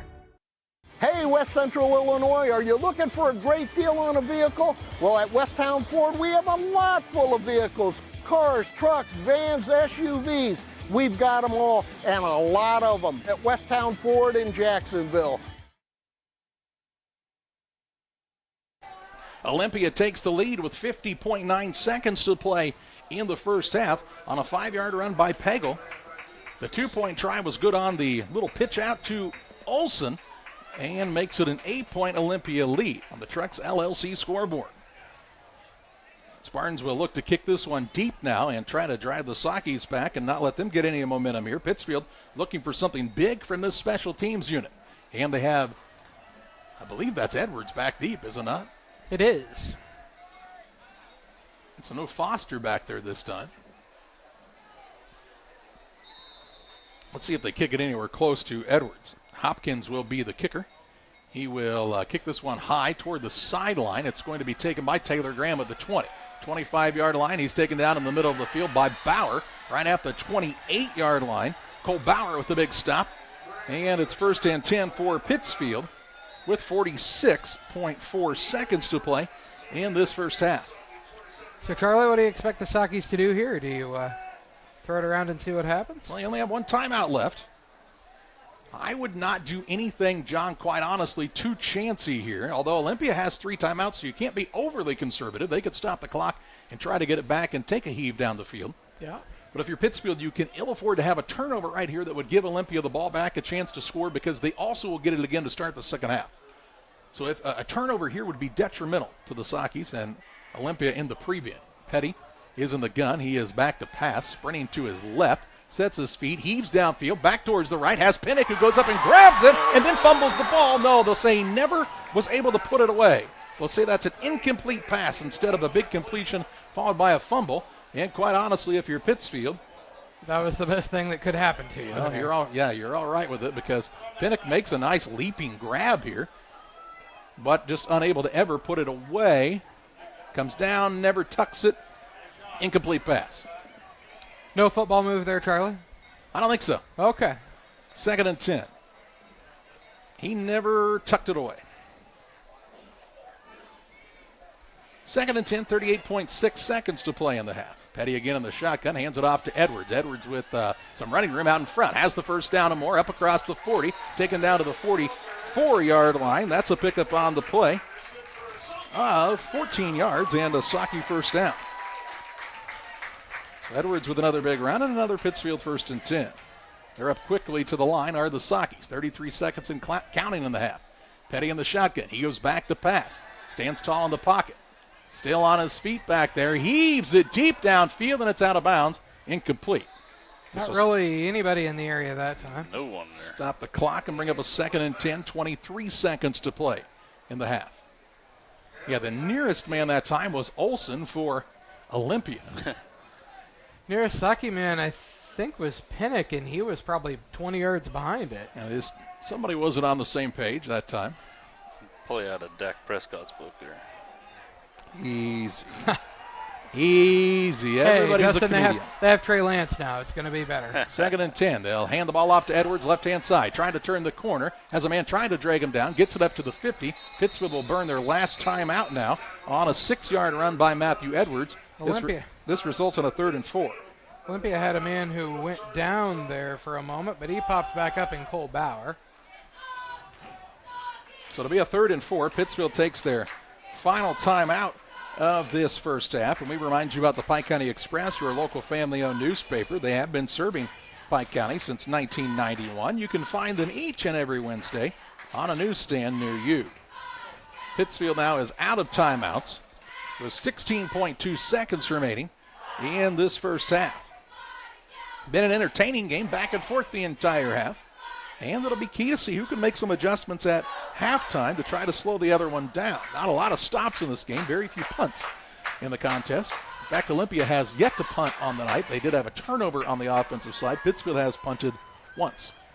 Yeah, Sockies were able to get that turnover, and since then not really been able to stop Olympia too often. So it's 3rd and 4. Ball is right at midfield for the Sockies. Final timeout of the first half taken by head coach Zach Ferguson. And what do you go with here?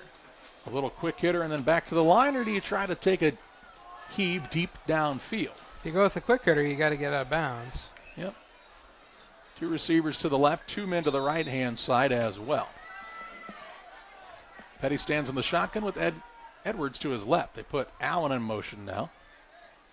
He'll stop as he gets toward the left side. Petty back to pass, trying to set up a screen, and that's going to be a incomplete pass as Edwards was in the vicinity, and this brings up a 4th and 5. Was the ball tipped there, Charlie? No. Okay. He was trying to just throw it away that time. He was lucky the man was in the vicinity. If not, it would have been a loss of down there.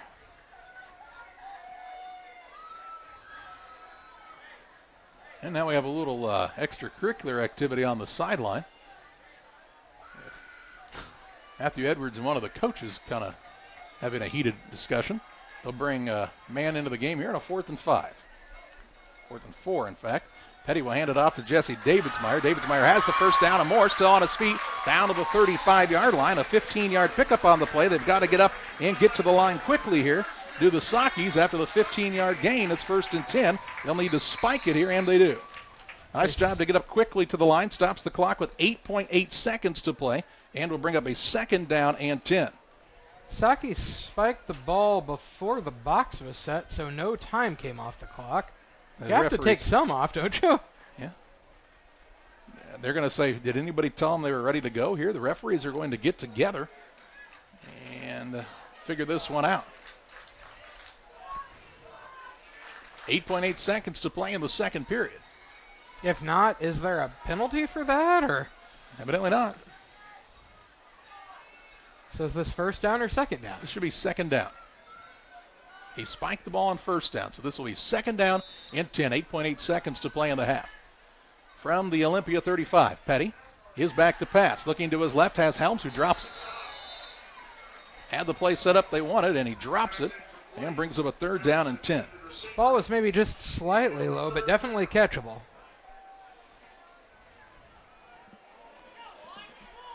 3rd down and 10 with 7 seconds to play in the second period. So Pittsfield probably with one chance to heave it downfield. Edwards checks back in at the halfback spot, trying to aid Petty in some protection back there. From the 35. And now Olympia wants to call the timeout. We'll pause as well. 7 seconds to play in the first half. It's Olympia 22, Pittsfield 14. PCRE Real Estate and Auction is your #1 resource for buying or selling real estate in West Central Illinois. With 2 office locations, one in Pike County and the other in Calhoun County, PCRE Real Estate and Auction is the place to go when you're looking to buy or sell farmland, recreational and hunting land, residential or commercial property. See our current listings at PCRERealestate.com or call us at 217-285-5800 for PCRE Real Estate and Auction. At Full Throttle Parts, we do spray-on bed liners, a brand called Patriot Liner. It is very elite. It actually enhances the resale value of anything you put it on or off-road. Go Full Throttle! Go Full Throttle. 7 seconds to play in the period. Olympia takes the timeout, their first of the half. They still have 2 left in their possession, should they need them. It is a 3rd down and 10 for Pittsfield from the 35-yard line. Now they're going to say 5 seconds left on the clock. And so this very well could be the final play of the first half. Petty in the gun. Takes the snap, he's back to pass. 4-man rush. Petty steps up, heaves it downfield toward the end zone, has a man behind the defense, incomplete. Was looking for Pinnock. That's the final play of the first half. And we head to the Little Jess Motors halftime show, where the Stanford Olympia Spartans able to shut down the Socky drive there at the end. They lead Pittsfield 22-14. Here at Little Jess, we value hard work, dedication, integrity, and leadership. We have a respect for heritage and tradition and believe in the pursuit of building legacies, breaking records, and putting forth award-winning results. That's why supporting schools and local teams is one of our favorite and most exciting parts of our business. For over 7 decades, we strive daily to use those same values as a foundation to meet our community's automotive needs and support our future generations. Little Jess Motors, serving our community since 1969. Here in Pittsfield, we're focused on maintaining a healthy, diverse economic base to increase opportunities for our residents. Economic factors greatly affect a community's overall potential, and we strive to continue our prosperous culture. The availability of both commercial and industrial employment centers and new lucrative entrepreneurship opportunities are major assets for growth and development here in Pittsfield. In addition to providing employment and income to people, Pittsfield also boasts several tax incentive districts to further facilitate economic growth. Examples of growth and success can be seen throughout Pittsfield. Pittsfield is located within Pike County and widely known for the abundance of white-tailed deer, and is also home to companies that have capitalized from the region's natural resources. Located over on Madison Street, Whitetail Properties is a major local and international employer that truly embodies the local and economic spirit of Pittsfield. State-of-the-art communications and telecommuting are available here. Be sure to catch their televised series throughout the week on the Sportsman Channel. Come grow and be a part of something great in Pittsfield, Illinois.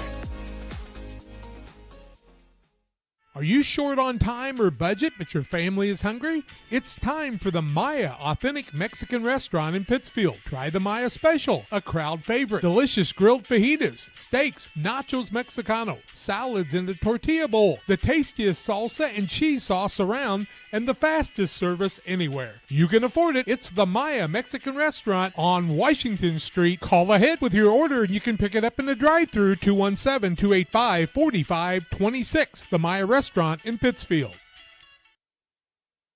Welcome back to the Little Jess Motors halftime show. It's a 22-14 advantage for the Olympia Spartans on top of the Pittsfield Sockies.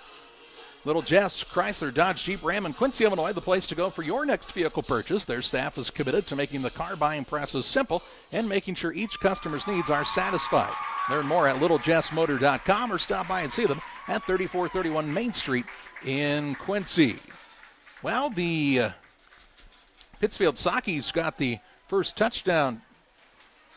Check that. Olympia got the first touchdown of the night. Is that right? No, Pittsfield scored first. There we go. There, got two sheets here. Pittsfield started from their own 26-yard line. A 74-play drive, a 2-yard run by Javen Petty made it 6-0. The Sockies could not convert on the extra point attempt to make it a 6-0 score. Olympia would respond with 21.4 seconds to play in the first half. A drive that started at their own 41, capitalizing on good field position. A 6-yard run by Alexander. The kick after was good to make it 7-6. Olympia. The Sockies would score with 10:13 to play in the second quarter of play. Lane Foster with a 20-yard touchdown run. The pass was good to Draven Peterbo to make it 14-7, and then two scores to end the half for Olympia. One at the 6:45 mark of the second period, a 35-yard run by the quarterback Keedy. The kick after was good to tie the game at 14, and then the Spartans would take the lead 22-14 with 50.9 seconds to play in the half on a 5-yard run by Pagel. The 2-point try was good to make it a 22-14 score here at the halftime break. We will have a look at full halftime statistics and analysis on the Little Jess Motors halftime show after this. United Community Bank has been serving our community in banking since 1973 and is a proud member of the Pittsfield Strong United community. UCB brings you the latest banking technology, security, and convenience you expect, delivered with friendly local service you deserve from your community bank. UCB invites you to stop in for a visit at number 1 Professional Plaza in Pittsfield, or you can find them online at ucbbank.com. United Community Bank, the leader of community banking, member FDIC, equal housing lender. Sign up for a Saki Rewards debit card. Best Systems Insulators offer insulation for homes and commercial buildings throughout central Illinois and the surrounding areas. We take great care to ensure that the insulation products we use are the best fit for our clients and their project. We understand that different buildings have different needs and that each of our clients has a unique set of goals. Let us work with you to find the best solution for your next project. Call Best Systems Insulators at 217-285-6005. That's 285-6005. Or visit them online at GoBestSystems.com. JerseySystems.com. Jersey's World! Jersey's World! Party time! Excellent! Party on, James! Party on, Todd! Jersey's Bar and Grill in Camp Point, where you can find the best burgers, sandwiches, and steaks, all locally sourced from GJY Beef Company. We love beer! We love beer! Ice cold draft beer. Enjoy one of our many craft selections on the patio. All at Jersey's Bar and Grill, 109 East Jefferson, Camp Point, Illinois. Prairie Land FS provides complete seed and application service. Our trained energy specialist, along with our crop specialist, can help you take your farming to the next level. Prairie Land FS, your leading supplier of choice. Welcome back on the Little Jess Motors halftime show. It is a 22-14 lead for Olympia. The Spartans on top of the Pittsfield Sockies here at the halftime break. And our halftime stats tonight are being brought to you in part by Pike County Concrete. If you need concrete for your next job or project, give Pike County Concrete a call, 217-285-5548. With locations in Pittsfield and Jacksonville to best serve your needs. Here on the Little Jess Motors halftime show, Justin Poor has a look at your halftime stats. Let's start with Stanford Olympia. They have 26 rushing attempts for 213 yards, 0 yards on passing, 3 attempts, 13 first downs, and their leading rusher would be their quarterback, Zach Key, number 4, has 85 yards and 7 carries for our Pittsfield Sockies. We have 11 first downs, 132 rushing yards on 21 attempts, and 57 passing yards on 12 attempts. Leading rusher for the Sockies is Matthew Edwards, number 5. He's got 81 yards on 12 carries. And a leading receiver would be Carter Frazier with his big 32-yard reception from Petty. It is the Little Jess Motors halftime show. 22-14 is the advantage for Stanford Olympia on top of the Pittsfield Sockies, and what's been a well-played first half by both squads. We'll talk more on the other side of this timeout. Go team go! Great Rivers Bank has a digital banking app worth cheering for. Move your money, pay your bills, deposit your checks. Hooray! Hooray! Set up a budget, manage your debit card, set up account alerts, and so much more. Our digital banking will give you a reason to stand up and cheer for banking. Learn more at greatriversbank.bank. Great Rivers Bank is an equal housing lender, member FDIC. Rough day at work? We all have them from time to time. But the last thing you want to worry about is coming home to your internet being out. Or even worse, waiting all day to watch the big game, only to find out it's blacked out. With Cascom, those worries are a thing of the past. Our local technicians are here to service any issues and ensure you have a worry-free experience, whether it be internet, TV, or even home phone. Call Cascom today at 1-800-252-1799 to schedule or upgrade your internet and TV service. Once or twice a year, I might get the cold or a flu, and my wife calls it the man flu. So you know what that is. Yeah. What do I love about our team? We have a good chemistry. We all work together. I mean, come on. I've got the best job in the world. Sometimes they say, oh, I like to do handstands. Yeah, I taught Brian how to do the handstand. That's all right. And every day, I mean, it's a fun day. Yeah, it definitely makes me proud to be here. For nearly 40 years, the Niebuhr Funeral Home has been serving our area with professionalism and compassion. This is our business, our hometown. You can be assured we take great personal pride in serving your family in your time of loss. We're locally owned. We're your friends and neighbors. We care about you and your family. Niebuhr Funeral Home, with locations in Pittsfield and Barry, serving our community with compassion and respect. Like a good neighbor, State Farm is there. You've heard that phrase many times. And Rod Prentice in Pittsfield, your State Farm agent, is the guy you can count on to be your friend and neighbor in the insurance business. He has a complete line of insurance available for you from State Farm Insurance. You can reach him at 217-285-6930. Our family trusts Rod Prentice with all of our insurance needs. Stop by their office on Washington Street and see the girls. And Rod Prentice, your State Farm agent, 217-285-6930. Welcome back to you on the Little Jess Motors halftime show. 22-14 is the Stanford Olympia lead on top of the Pittsfield Sockies here at the halftime break. Let's take a look at some other scores, if we can, on the device formerly known as Twitter.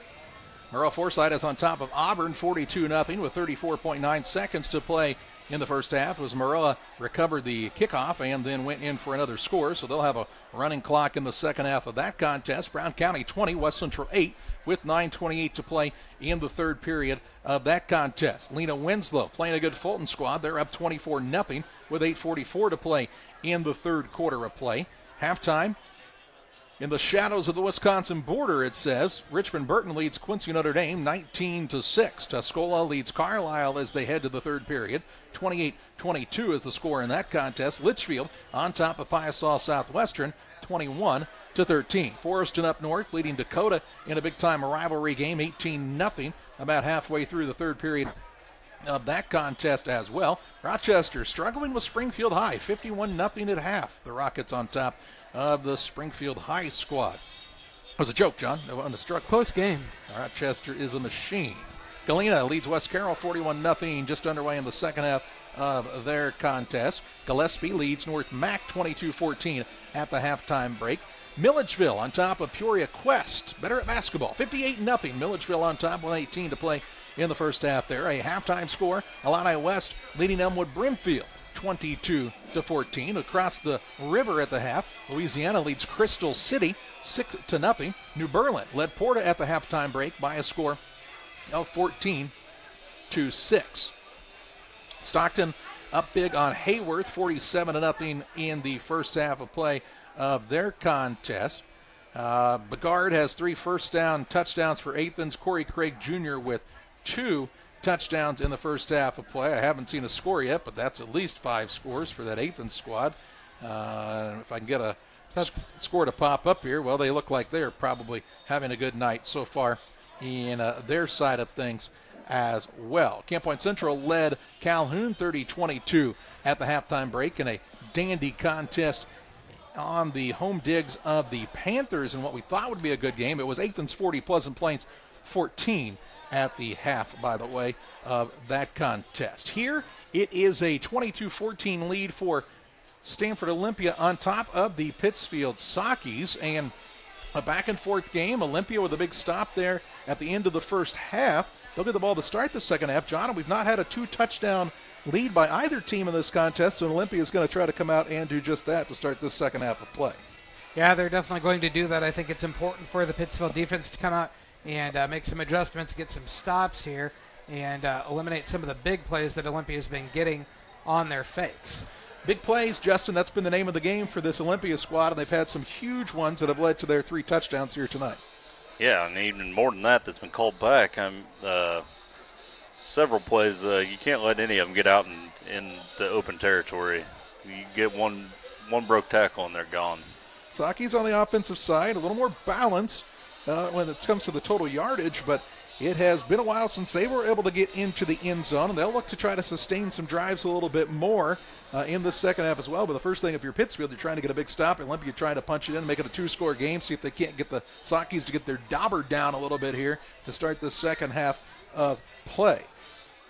Yeah, Saki's had an opportunity to go up 2 scores after getting the ball on the turnover on the first set of plays for Olympia, and then got the penalty.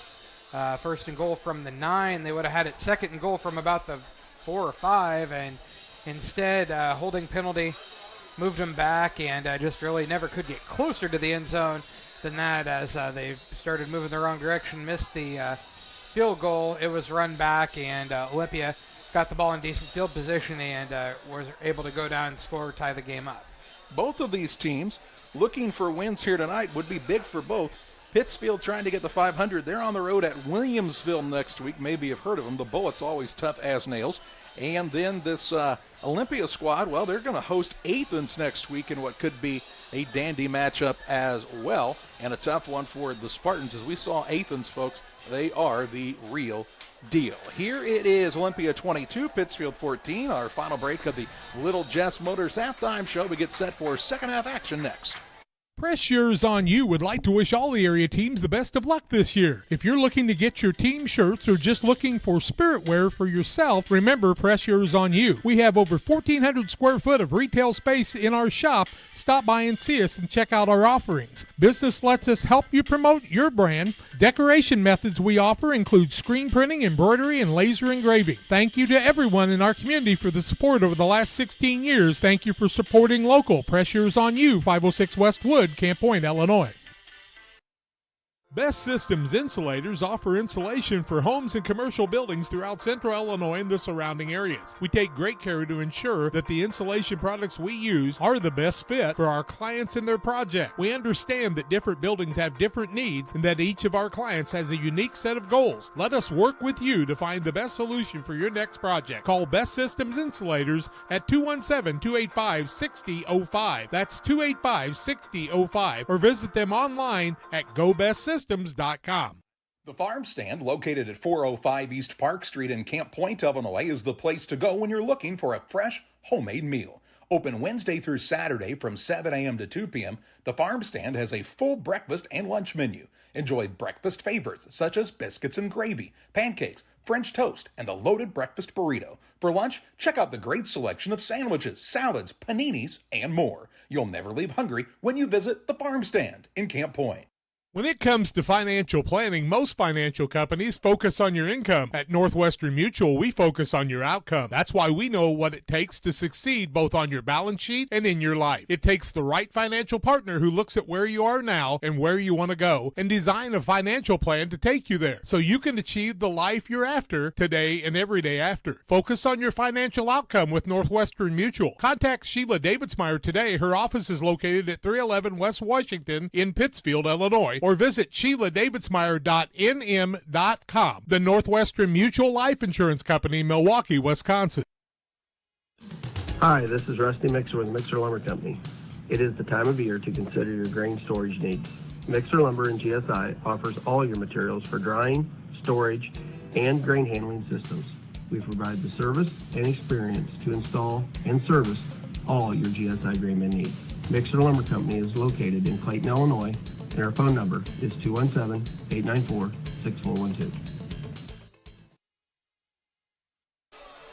Welcome back to Glenn C. Smith Field. 22-14 Olympia leads Pittsfield at the halftime break, thanks to Little Jess Motors for being our halftime sponsor, as they are throughout the season here on Central Illinois Sports. You'll find them on Main Street in Quincy, littlejessmotor.com.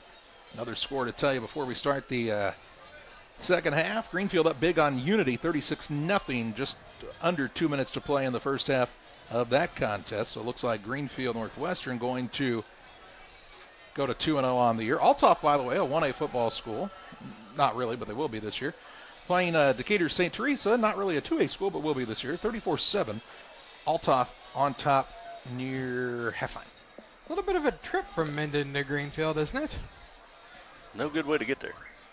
You go 72-67, and you're right down there. Just a skip and jump and a. I mean, it's still probably closer than these two schools, but not much. Yeah, not much. All right, Pittsfield kicks off to start this second half of play. As back deep, that looks to be Nick Olson, I believe. I heard Pittsfield. I kicked somebody else. That's just me. Cook ready to put his foot into this one to start the second half of play. It is a low kick, going to take a couple of bounces, be taken by one of the up men at about the 35-yard line now. Retreats and dives forward to the 39. That is where the Spartans will start first and 10 as Blake Youngren with their return to the to their own 39-yard line with 11:52 to play in this third period. I think the first time the Youngren's touched the ball on the evening. Sorry about that, Justin. Throwing stuff at you here. That is correct. He's not having any carries anyway. Yeah. Goes in motion a lot. Been the fake man a lot, yeah. Yeah. Usually those guys that get about 1 or 2 carries a game, and they're big ones. Yeah. 11:52 to play in the third. We can tell you on the Saki sideline, Lane Foster still sitting on the sideline without his helmet on. It appears his night might be done. He took a big hit earlier and has not played since. Keedy under center on the first drive of the second half of play. Hands it off to the halfback who has stood up by Tracer Mowen and taken down. That was Cade Lawler that time on the run. Loses a yard on the play as Mowen with a big stop and makes it second down and 11. Malin was not in on the defense the whole time in the first half, was he, Charlie? He was in and out. Kind of in and out, yeah. He's a senior for the Sockies. Give him a loss of a yard, I'd say. The ball is resting about halfway between the 39 and the 38. Double wing, double tight set again for this Olympia squad. Keedy marks out the cadence. He will pitch it now. The Sockies have it snipped out. Ball is loose, and it is recovered by Olympia. Draven Peterbo with the big play in the backfield. Ball is recovered back there by Blake Youngren, so he'll get the loss of the yardage of 7 yards, loses 7 yards, and this brings up a 3rd down and 18. Let's take a look at that on the Northwestern Mutual instant replay. You'll see Peterbo bust into the backfield and meet the running back there with some force. Look out. That's a big man. Taking him down, and then the ball for Olympia. Luckily bounces back right into their possession. It is 3rd and 18 from the 31-yard line. Will Olympia try to air it out here? Or will they play it safe and try maybe with a little draw play? I could see that. Or maybe try to get Keedy on the corner. 10-15 and counting in this 3rd quarter. First drive of the 2nd half for Olympia. Socky defense trying to get a much-needed stop. Keedy puts a man in motion. He will hand it off to the fullback this time. He'll break a tackle and be tripped up, taken down out near the 41-yard line as Pinnock rides him down. Ball carrier that time was Lawler. He gets 10 yards on the play, but it's going to bring up a 4th down and 9 and a punting situation here for Olympia. So had a nice gain on the play, really, Justin. Just a long way to go to pick up any kind of a fresh set of downs for this Olympia squad, and they will punt for the first time tonight, as the punter appears to be Blake Youngren. Justin Pinnock did a good job staying with the tackle there. Even though he kind of messed up the body, he still got him by the ankle and drug him down. So Pittsfield's defense did what they wanted to do. They got the stop. Graham is back to receive the punt at about his own 25. Youngren puts his foot into this one, end-over-end kick, and he won't catch it. This is going to be a good roll for Olympia. Inside the 15, down to the 14-yard line, and that's where Pittsfield will start 1st and 10 at their own 14. So a nice job by Youngren to flip the field for this squad from Olympia. And, special teams, John, can really play big time in games like this. And that punt, one of the bigger plays of the game right now in my eyes. Yeah, certainly. And, Charlie, I've never returned a punt in my life, as I was shaped more like the football than a punt returner. But I know that if you catch the ball doesn't get to keep rolling. And that is important. You got to catch it in the air. Even if you fair catch it, at least you get the ball right there. Watch what the pros do. They very rarely let it hit the ground. Yeah. All right, 1st and 10 for Pittsfield from their own 14.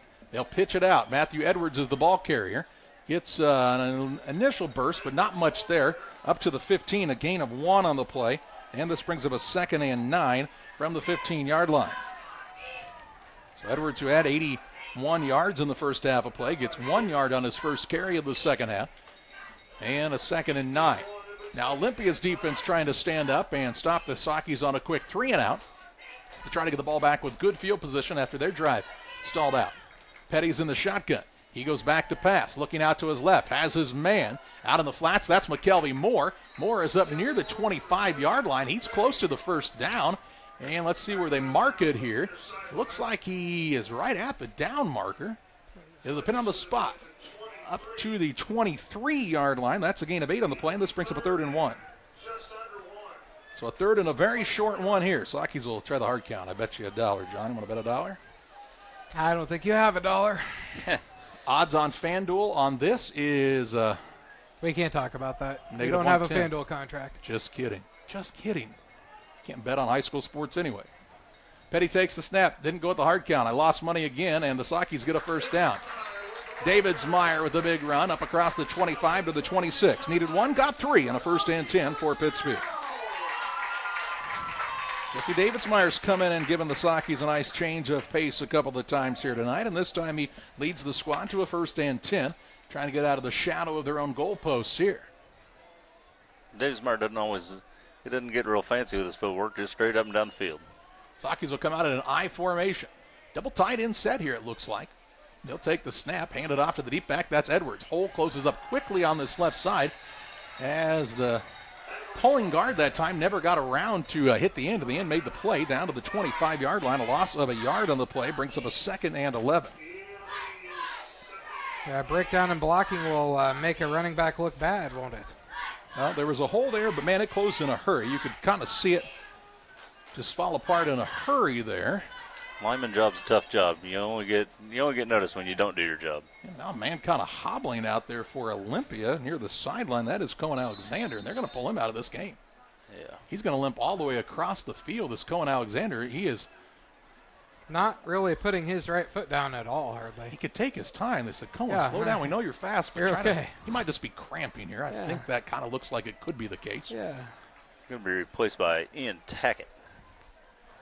2nd and 11 here for the Sockies from their own 25. 8:26 to play in the third. They'll start the clock again once the ready for play whistle is sounded, and it is.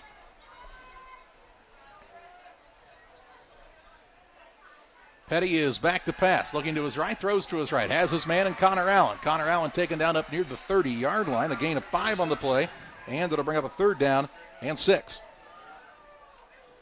So a 3rd down and 6 yards to go, and another big play here in the opening minutes of this second half. Charlie, it might even be a 3rd and a long 7.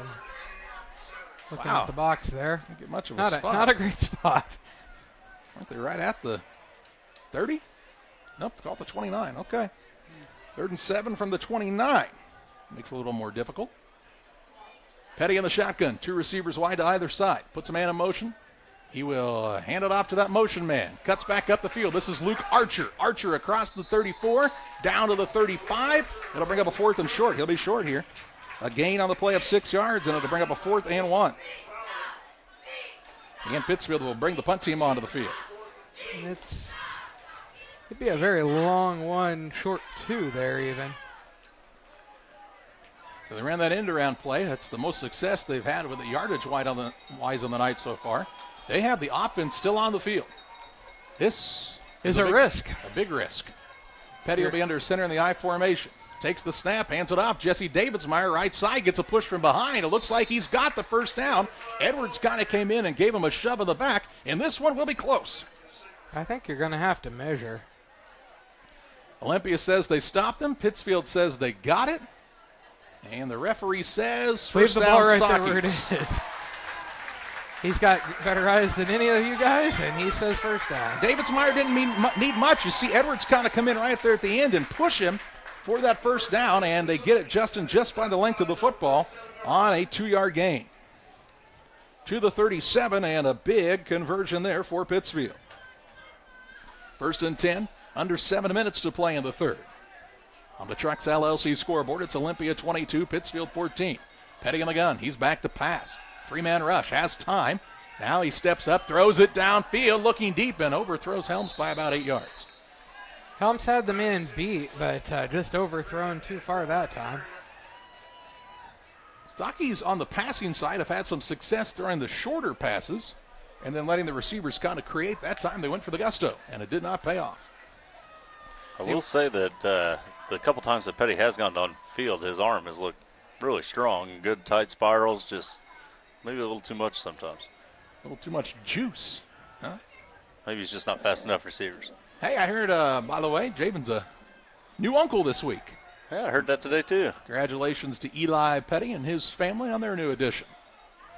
Javen's in the shotgun, puts Moore in motion. He will, the fumble. Uh-oh, look out here. Who's got it? Olympia says they have it, and Pittsfield says they have it. And Matthew Edwards says, I've got it, but this is going to be bad news for the Sockies. They're going to lose a yard or 2 on the play, maybe more. Back to the 34-yard line. That's a loss of 3, and this brings up a 3rd and 13. Edwards and Petty with just a miscommunication there, and I'm not sure if Petty went to pull the ball or if Edwards just didn't ever take it. Well, let's see it. They put the man in motion here, and Moore and he and Edwards both kind of in the same spot, and the ball just, never got to either one of them. Petty kind of put it out there, and nobody grabbed it. Sockies fortunate not to fumble it. Now they're looking for a big play on a 3rd and 13. 6:04 and counting to the third. Petty's back to pass. 3-man rush, has time, throws it deep downfield. The man cut off his route, And it's incomplete. Nobody within 15 yards of the football. It's 4th and 13, and now the Sockies will be forced to punt. I think that time maybe Petty thought that he was running a go route, and he definitely did not. And there was some sort of miscommunication there. Punt team comes on the field with 5:58 to play in the third. So Pittsfield chews about 4 minutes off the clock there on the offensive side. Cook will punt from his own 23. Back deep to receive the punt is Nick Olson. He stands at his own 35. The snap is high. Cook's going to go chase it now. This is bad news. He gets back there, makes a man miss, does kick it away, but it's going to go not very far. Let's see if the Olympia guys finally do get away from it. They were dangerously close, and this is going to result a punt net yard. 3 yards. Of nothing. No yards. Yeah, basically the the same spot. It was at the 36, and that's where Olympia will take over 1st and 10 at the Saukey 36. It was a bad snap, and Cook did all he could, retreated back there, got a foot into it, but was basically trying to make a man miss, running backwards while doing the hokey pokey and turning himself around. And punted. And punted it away with 5:49 to play in the third, and now good field position for Olympia at the Saukey 36. Big time special teams blunder. Keedy under center. Can Olympia capitalize? They'll pitch it to Olson, and look out back there. Holy cow, Connor Allen with another big-time hit in the backfield. He laid the wood on the man. Back to the 42, a loss of 6 on the play. Was it Olson on the carry? That was Olson that time, yeah. Olson, meet Allen. And Connor Allen, you'll see it on the Northwestern Mutual instant replay right here. Watch him. He comes in unblocked right there. Boom! Helmet to chest and takes him down in a heap. Wow. One of the bigger hits you'll see, and he's had 2 of those tonight. Olson held on to the ball, though, and just lost the yardage. 2nd and 16 from the 42, 5 minutes and counting in the third. A 1-touchdown lead here. Here is the reverse handoff back to the near side. Ball carrier still on his feet. This is Youngren. Youngren running like a young man on a mission down to the 26-yard line, and he gains all the yards back and more. In fact, he's going to get a first down out of this, out of a 16-yard gain. Should be enough for a first down, and the official says, let's look at it. We're going to be a yard short, it looks like, on the box. Yeah, he's to the 26. He's got to have the first down. Now they're going to bring the measurement out, I believe, here. And they will, I believe, bring the chain gang onto the field. I want to thank the chain gang, Dave Forshee, Eric Lister, Rob Cook. Watch those locks for Rob Cook blowing the wind. Those fleet-footed gentlemen out there. Yeah, a couple of men built for speed there. They'll stretch the chains out, and it's a first down by the nose of the football, 1st and 10. So 1st and 10 from the 26 here for Olympia. As the Spartans get the big run by Youngren. We said he hadn't touched the ball much tonight, but they said those are kind of the guys that make big plays, and that was a big play right there. That's his first carry of the night. He recovered that fumble earlier and lost 7 yards. Gained all that back though.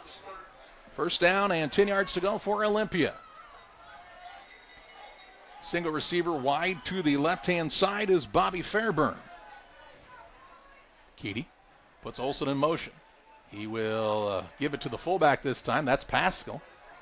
He'll be ridden down after a short gain to the 24-yard line, a gain of 2. Brings up a 2nd down and 8 to the 24. Pagel there. Pagel, excuse me, not Pascal, Pagel. Like bagel. Uh-huh. Could go for a good bagel right now. John, what's your favorite kind of cream cheese? Got some good hard running there. The honey walnut, probably. I could see that for you. Yeah, what do you think? I think most cream cheese belongs in the trash. What do you think about pumpkin things, Charlie? Also trash. That's a bold take, Charlie. 3:50 to play in the third. Oh, I love fall. It's pumpkin season. Throw it in the trash. Keedy under center. Puts Olson in motion. He will pitch it out to Olson now on the edge.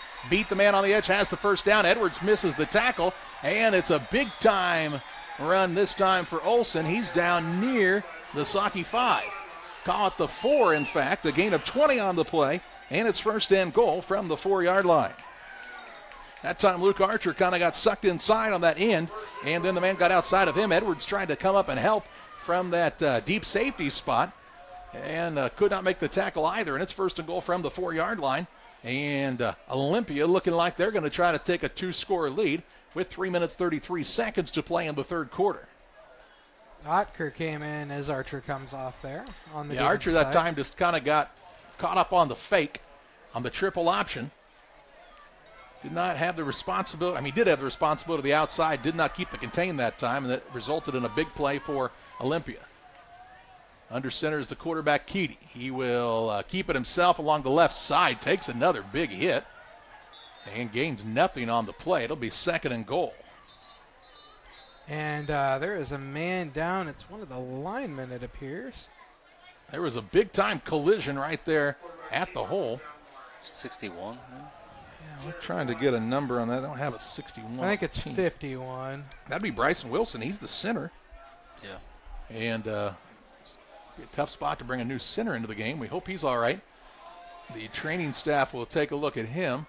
Tina Viley from Advanced Physical Therapy, the Saukey trainer.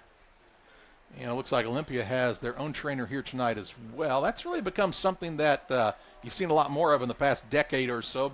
Teams having actual trainers. And, man, I'm telling you what, if I was a coach, I would I'd be very thankful for that change in rules because, man, it kind of used to be if you were an assistant coach, you could be an assistant coach, defensive coordinator / doctor some nights to try to figure out what was wrong with the kid, and you were trying to make a right decision without the proper training. And now they see the young man rise to his feet, and they're going to help him off, will they, with Bryson Wilson.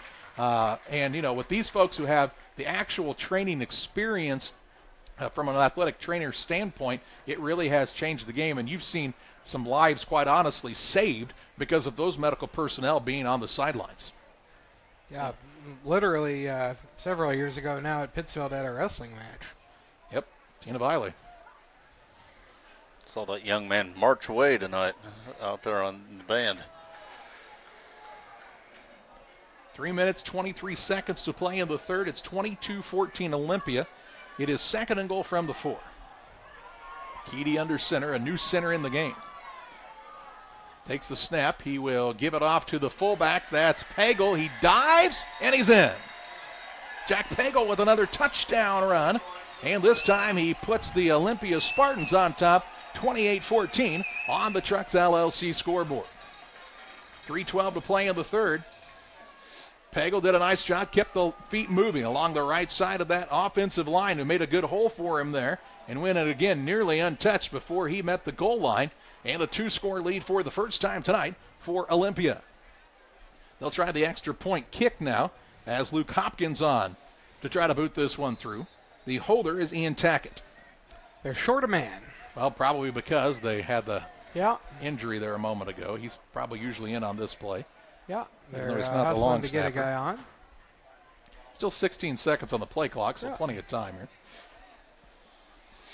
Luckily, blocking for this play isn't one of the most complicated things. The hold is down, the kick is up, the kick is good, and it makes it 29-14. Stanford Olympia. 3 minutes, 12 seconds to play in the third. Olympia on top. Can the Saukeys respond? We'll find out when we come back.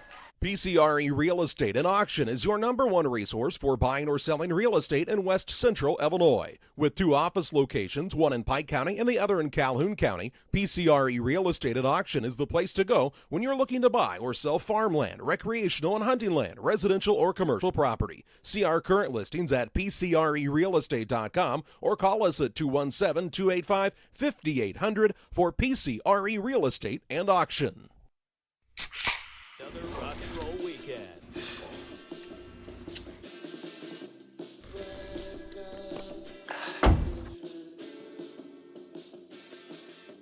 Burgers, better with Pepsi. At Full Throttle Parts, we do spray-on bed liners, a brand called Patriot Liner. It is very elite. It actually enhances the resale value of anything you put it on or off-road.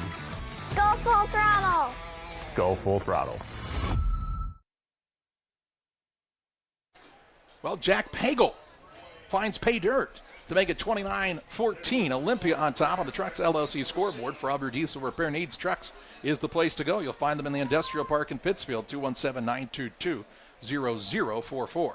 Two-score lead for the first time in this contest by either squad, and it's Olympia on top with 3:12 to play here in the third period. John, the Sakis need a touchdown in a bad way here. They definitely need to find a score to stay in the game. Kickoff is going to go not extremely deep, right toward Taylor Graham. Catches it on the run, 25-30-yard line. Puts his head down and takes a pretty good-sized hit up near the 33, and that's where the Sakis will start 1st and 10 at their own 33 with 3:05 to play in this third period. Not having Lane Foster out there has proven to be a big blow for this Saki squad. Yeah, Foster's still on the training table. Doesn't look like he'll be back in this game tonight. I mean, it's one of those things where when he came out after the hit that we saw him take, you would guess, I mean, and I hate to guess, but you would guess probably being cautious with a concussion type of injury. And that is something else that the trainers have really brought, and just awareness itself is the protocols that come along with concussions.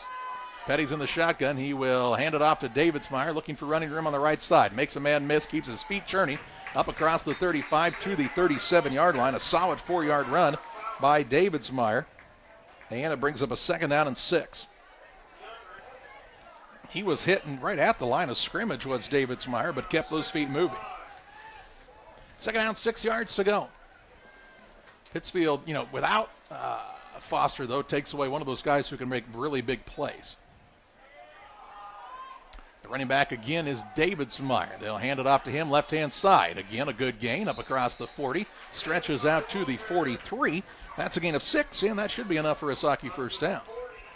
It will be very close. It'll be they say first down. A first down. Yep, that's what I thought. Charlie has better eyes than the referees. He called it early. Well, quite honestly, it's just because I can add. Oh, okay. 6 plus 4 is 10. I can count to 10 with the best of them. Davidsmeyer comes out as Edwards is back in the game, checking in at the halfback spot. 2:22 in the clock, ticking it down here in the third. We don't have anything else.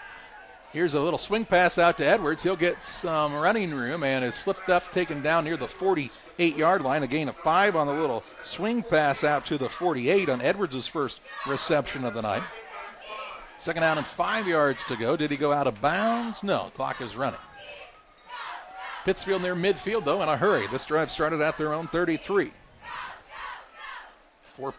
3 plays later, this is the 4th play of the drive. They're 2nd and 5 of the 48. Jamin Petty again in the shotgun. He will hand it off to Matthew Edwards. He is going to run right into the back of his own man that time, up to the 50, a 2-yard gain. That will result in a 3rd down and 3 right at midfield. Gonna trade running backs again. Nope, looks like we're going to go with a nice set. Nope, trade running backs. I'm going to bring Davidsmeyer back in. Yep, for a little more power running here with a $1:22 left in the third. 3rd and 3 at midfield for the Sakis, looking to get a push from that offensive front. Petty's in the shotgun. He'll hand it off to Davidsmeyer, right-hand side. He's got the first down, dragging a man with him to the 45-yard line. A gain of 5, needed 3. And it's a 1st and 10 in Spartan territory. Davidsmeyer with some big carries on this set of plays here. And when you can show you're good for 3 or 4 yards on a carry, you're going to get more carries. If you can go 3 plus 3 plus 4, you get 10, and that's a first down over and over again, right? Petty again in the shotgun. He's back to pass. Trying that little quick hitter out to Frazier again. Gets a good block out there by Helms. Frazier's taken down after a short gain to the 43-yard line. Give him a gain on the play of 2 yards, and it's 2nd and 8 at the 43. Maybe 3, Charlie. Okay, 2nd and 7, we'll call it. Yeah. And now we have a whistle to what? I think they thought someone called timeout, and I don't think anyone did. Hey, what are they doing? Just kidding. Everybody's looking at their shoes. I really think they thought someone called timeout, and no one did. 2nd and 7 here from the 42. Oh, we might be putting some time back on the clock, Charlie. That may be what we're doing here. Why? I'm not sure. That just seems to be what we're looking at. They're going to say Frazier went out of bounds. I think they're going to call the clock good here. 42.4 seconds. Maybe not. 52 minutes left in the third now. That's That will be a long one. Man, we thought last week was long. Oh, there we go. Now we're at 52 How seconds. about 52 seconds and the horn? 52 ticks to play in this third quarter. 2nd and 7 for Pittsfield from the Spartan 42. They'll hand it off Matthew Edwards, right side. Not much there. They stood him up. Now they'll stop forward progress to the 41. A gain of a yard on the play. And it brings up a third down and a long 6. That time he just kind of ran Edwards in a spot that's kind of a power run play, and he's just not really a power runner. 3rd and 6 with 25 seconds to play in the third. The Sockies do not have to run a play before the end of the quarter, but it appears that they might. Petty hands it off to Edwards, looking for the left side. Puts his head down, makes a collision with the man right at the 40-yard line. Good, solid tackle that time by Jack Pagel. A gain of a yard, and it's 4th and 5, and I think that'll be the final play of the third quarter, as Pittsfield will have it 4th and 5 to start the fourth from the Spartan 40. It'll be a big play to start the fourth. Can Pittsfield keep the drive alive? Can the Spartans get the stop they need? We'll know next on Central Illinois Sports. The Liquor Booth is your home for a huge selection of beer, wine, and spirits. The Liquor Booth has 2 locations in Quincy, 3520 Broadway and 1500 North 12th Street. The Liquor Booth, where it's always happy hour. At Game Masters in Quincy, we're passionate about the outdoors. Game Masters has the largest selection of gun safes in the tri-state area. That's right, everything from the vaults, vault doors, and safe accessories. Only the quality brands like Fort Knox, American Security, Browning, and Liberty. Come in and check out the displays or go to GameMastersOutdoors.com to check out the selection online as well. clothing, fishing, hunting, gifts, and more. We're passionate about the outdoors. Ready to start the fourth quarter. 29-14 is the Olympia lead on top of the Pittsfield Sockies. On the Trucks LLC scoreboard, Pittsfield 4th and 5 from the Olympia 40-yard line, and a big play to start the final quarter of action here. Let's see what Zach Ferguson goes with on this 4th down and 5 yards to go. 2 receivers close on either side. Petty will be in the shotgun formation. He's back to pass. Not a lot of pressure. Now steps up, feels some pressure, and steps up right into the rush. And is sacked to the 45. Loses 5 yards and a turnover on downs as Olympia will have it 1st and 10 from their own 45-yard line. So not the way Pittsfield was looking to start the final quarter, but pretty good if you're an Olympia fan, as they'll start right shy of midfield at their own 45-yard line on a 1st down and 10 yards to go. As you see, Javen Petty, he had a little time here, and then he kind of stepped up and right into the pressure of the defense. Results in a sack, a loss of 5 yards, and a 1st and 10 now for the Olympia Spartans. Zach Keating and company trying to make a drive that could seal the deal with another score here. Takes the snap, hands it off to the fullback. Is that Pagel? It is not Jack Pagel. Lawler. This is Lawler this time. Cade Lawler into Pittsfield territory to the 47-yard line. A gain on the play of 8 yards, and it brings up a 2nd and 2. And Lawler with big yards right up the gut that time. Pittsfield defense trying to get a stop, and they've been gashed for some big plays here tonight. Here in the fourth quarter, down by 2 scores is Pittsfield. Need a takeaway here. Keaty calls the line set with 10 seconds left on the play clock.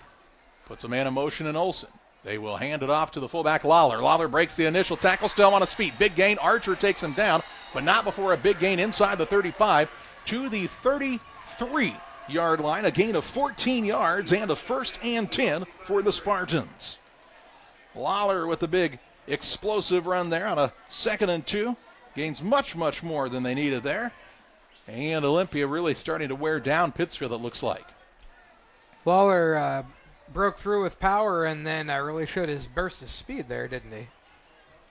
They have a good mix of backs in the backfield, does Olympia. I've been impressed to see how many guys have carried the ball this evening. Oh, yeah, they got second and thirds that they're are running in each position, it seems like. It's 1st and 10 here, just underway in the 4th quarter. Keedy under center. Puts a man in motion again in Olsen. They'll hand it off. No, Keedy will keep it himself. Keedy's still on his feet. Shy of the 23, called the 24-yard line before he's taken down.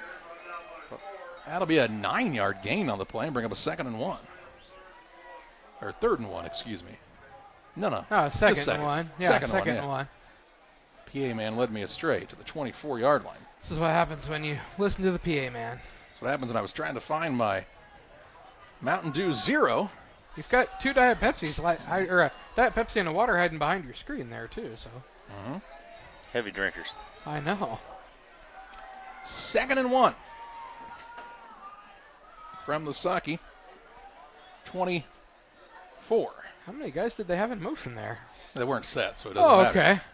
Keedy hands it off to the fullback Lawler. He's got the first down. He's still fighting for yardage. He doesn't gain much, but gains what he needed to the 22-yard line. Needed 1, gained 2. And it's a fresh set of downs once again for this Olympia squad, Justin, and those first downs are really adding up. I got 17, but I can't count that high. We know.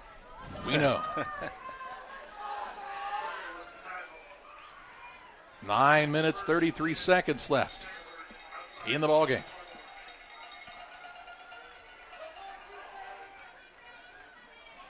Olympia taking their time, showing the ball control offense.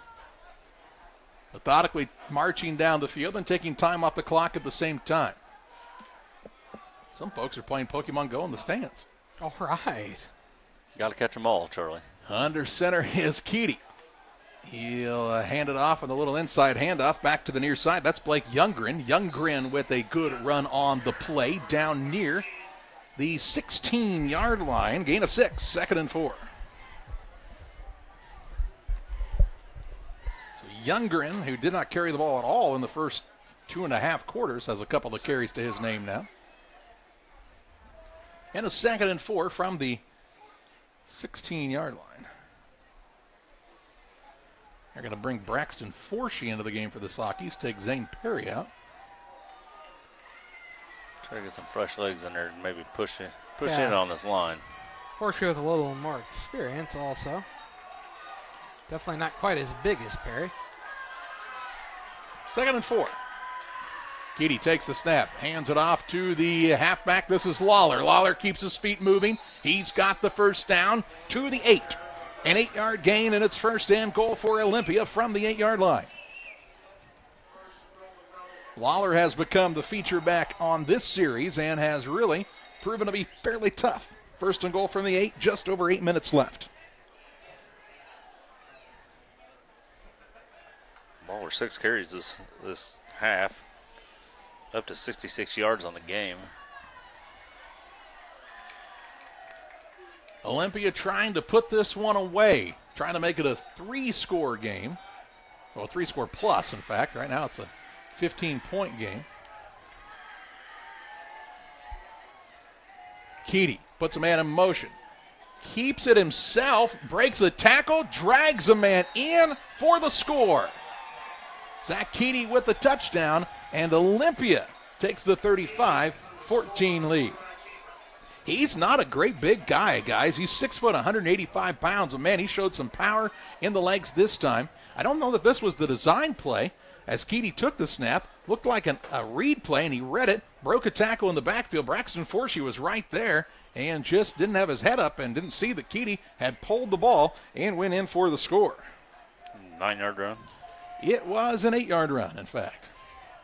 Makes it 35-14. And here comes the Spartan team to go for 2.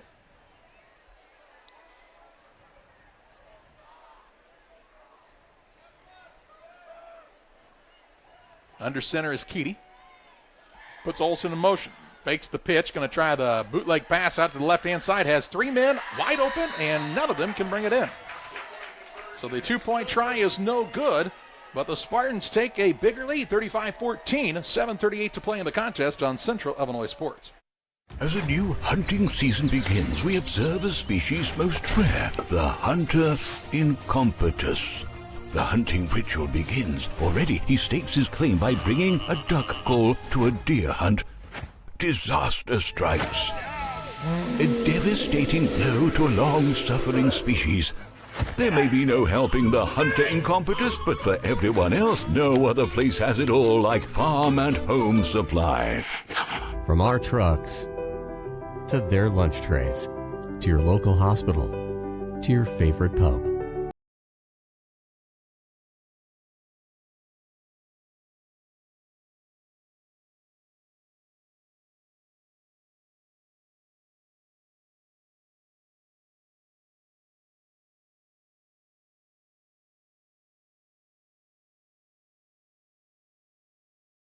Be part of something bigger. Well, with 7 minutes and 38 seconds left in this contest, it's a 35-14 lead for Stanford Olympia on top of the Pittsfield Sockies on the Trucks LLC scoreboard. The Sockies led in this contest at one time, guys, 14-7. And reeling off 28 in a row has been Olympia. Edwards, Graham, back deep, along with maybe, is that Justin Pinnock? It's a kick that's going to be taken by Edwards. He'll let it bounce, and now it goes by him. And he picks it up and is in some trouble and takes a big-time hit right at the 10. He missed the ball, then he slipped, and then he took a big shot. And down at the 10-yard line, 1st and 10 from the 10. And that's where the Sockies will start this drive with 7:31 left. What are we whistling about? We whistle while we work, John. We're whistling and talking about something, so I don't know what's going on. Whistling and a talking and a whistle and a... I don't know what we're doing. What are we doing? Did his leg go down when he went to pick up the ball? I don't know. We keep bringing referees in. Pack of zebras. There's a flag in the one man's hand, you can tell. Yeah. And they're going to get together and they're going to call a personal foul against the both squads. That'll offset. Okay. So we're just going to stay where we are. Act like it didn't happen, I guess. Yeah. It's less writing for me. 1st and 10 from their own 10-yard line. I mean, if there was extracurricular activity, it must have been well away from the ball. Or verbal. Could be. 'Tis true.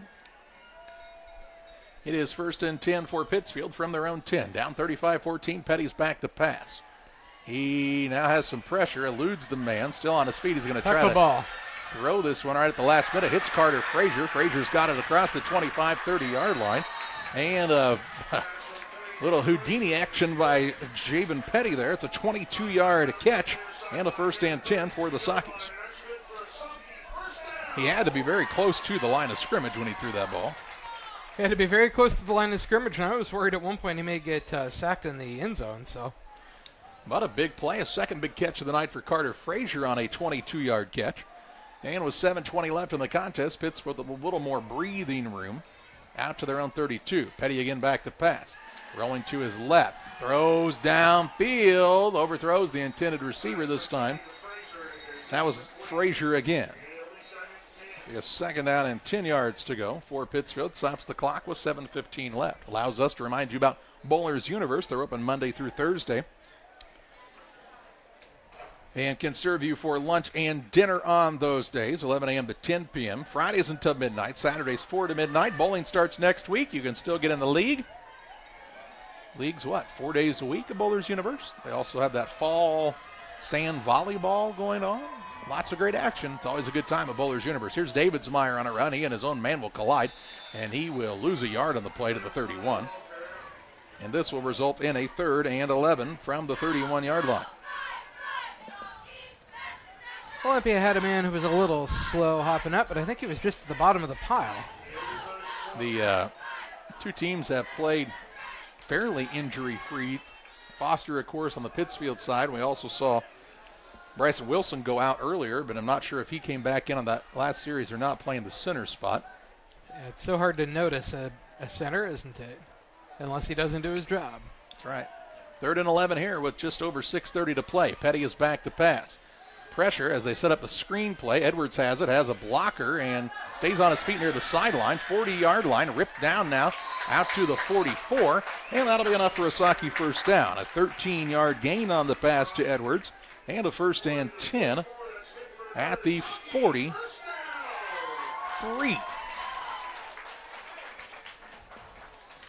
So Edwards with a good catch and scamper.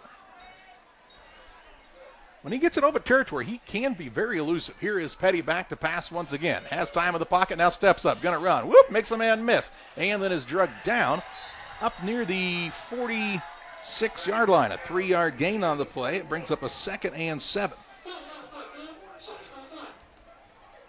I have no idea what that was. I'm not sure. 2nd and 7. Sounded like someone was hijacking the microphone there for a moment, didn't it? Sounded like Charlie Brown's teacher on the St. Louis Zoo Railroad, quite honestly. Put a man in motion left to right. Gotta be the Russians. It is Petty. Looking. Has pressure. Didn't see it. Heaves it downfield and into the sideline, out of bounds. And this will bring up a 3rd down. Area for sure. It doesn't matter. It's past the line of scrimmage, and it got out of bounds in the air. So it's 3rd down here, but there's a penalty flag on the field.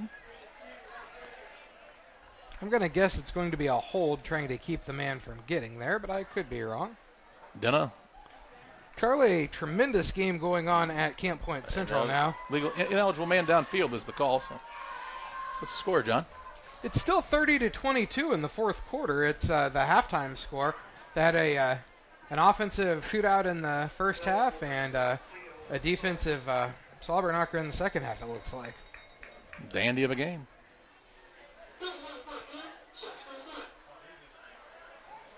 I'm not sure what's happening there, but that's a 5-yard penalty. To the 41 goes the ball. And this should be, they're going to call this, should be 3rd down, and it is. 3rd and about 13. Box says 2nd down. Okay. Petty now drops the ball, and he dives on it. He's going to lose a ton back to the 31. Now they'll say this is 3rd down. He's back to the 31, Justin. That's a loss of 10. Not sure if the snap came earlier than he was expecting or... He just had to go through his hands. Yeah. I think the ball is getting some moisture on it out there. They've switched the balls in and out a couple of times because when you have a wet ball, it's harder to hang on to it. It is definitely cooling off on the evening. Tom Brady had deflated footballs so he could hold on to them. Javen Petty has wet footballs tonight. 2 receivers wide to either side as Petty's in the shotgun. He is back to pass. All kinds of pressure. Gets rid of it just at the last second. Edwards catches good catch. Does catch it and hang on to it for a big play up to the 37-yard line. Going to gain 7 yards on the play. And bring up a 4th down and 16. Pittsfield will go for it here. And he caught it and was basically getting hit immediately, but I don't know how he held on to it, but he did. Yeah, Petty, by the way, as you'll see here on the replay, he got some big-time pressure behind him as well. Look at this. And as a good catch by Edwards. Now on this live play, the ball is caught by Carter Frazier again. Down goes Frazier inside the Spartan territory. Pinnock on the catch. And it's going to be short of a first down, it looks like. To the 48-yard line. Charlie, the spot is very close. Gained 15 yards and needed 16. That's a turnover on downs. Gained 15 yards, needed 16. Turnover on downs right at midfield. You don't need to measure. It's short. 1st and 10 for Olympia from their own 48-yard line of the turnover on downs with 4:20 to play in the 4th. 35-14 Olympia. They're going to move to 2-0 on the season, but Pittsfield now is going to take a timeout, and we will step aside as well. 4:20 to play here in the contest. 35-14 Olympia on Central Illinois Sports. Golf course has been around since 1957. When we looked at doing the deck outside, we looked at a lot of different options, but everything led back to Pike County Lumber. We looked at quality, price, and service. We wound up going with Tamco, composite decking. Pike County Lumber was great to work with.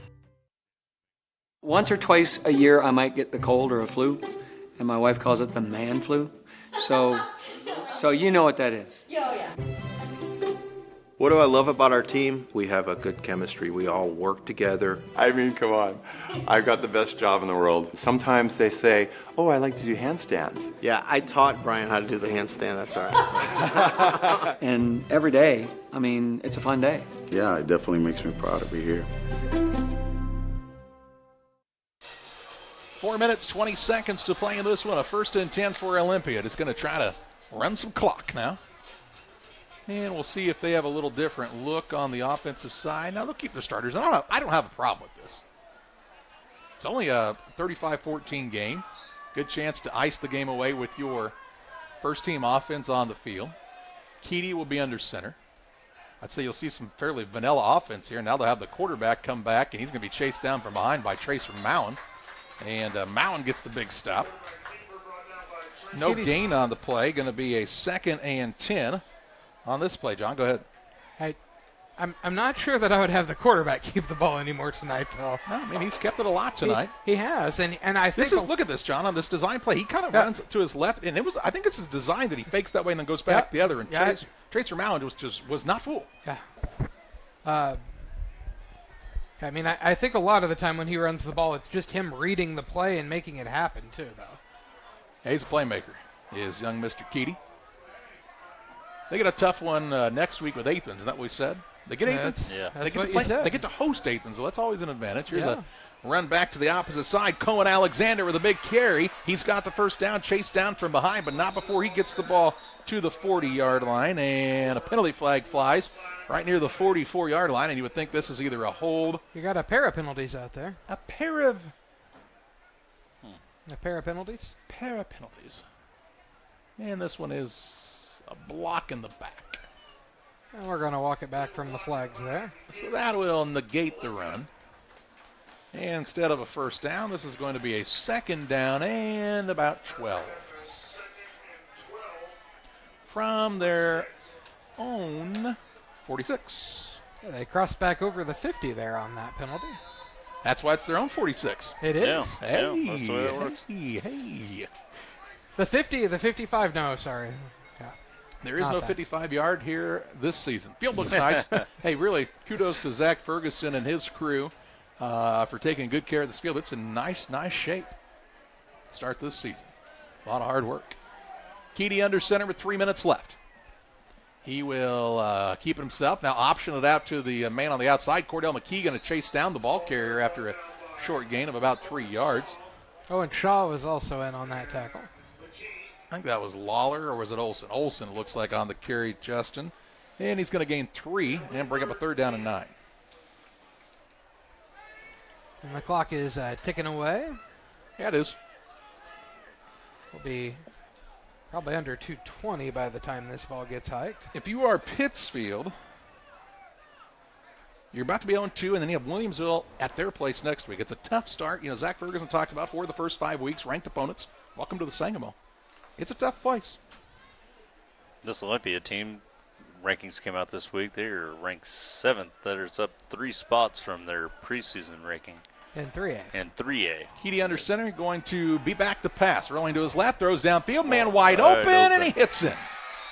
Gets him for the big pass play. Number 6. That was Bobby Fairburn. And Fairburn with a big catch. Nice job on the fake by the Spartans. And a big play there as the ball's all the way down to the 26-yard line. That's a gain of 26. And it's a 1st and 10 for Olympia, and that will just about do it in this one. You think Fairburn goes back to Keedy and says, hey, I've been open all night. You just couldn't find. Let's see it again on the Northwestern Mutual Instant Replay. Thanks to Sheila Davidsmeyer, your local Northwestern Mutual representative. Good fake pitch. Everybody bid on it. Nice job rolling out, and a wide open man about 10 yards behind the defense in Fairburn. That is their first positive passing yards for the year. 140 and counting. I believe Olympia can just deal this one out. Pretty much, unless the Sakis would decide to call timeout, which would be a bad choice. They'll just hand it up the middle now to the fullback, Pagel. Pagel will take it to the 22-yard line, a gain of 4 on the play. Brings up a 2nd down and 6. As the clock will wind down to under a minute before this next play goes off. So Olympia is going to move to 2-0 on the season. Pittsfield is going to drop to 0-2. Again, Saki's on the road at Paul Jenkins Field in Williamsville. Little known fact, or maybe some people know it, Williamsville has only had 2 coaches in their 60-plus year history. It's amazing. Paul Jenkins and their current coach, and Aaron Coons. Who is an amazing fella. Aaron Coons' father-in-law is Paul Jenkins. Well, there you go. It's a family affair up there in Williamsville. It is. 2nd down and 6 here. They'll hand it off around the end here. Man breaks the tackle. Youngman going to be taken down near the 12-yard line. A gain of 10 on the play. This results in a 1st and 10, and now Olympia can for sure just kneel it out here, and I think that's what you'll see here.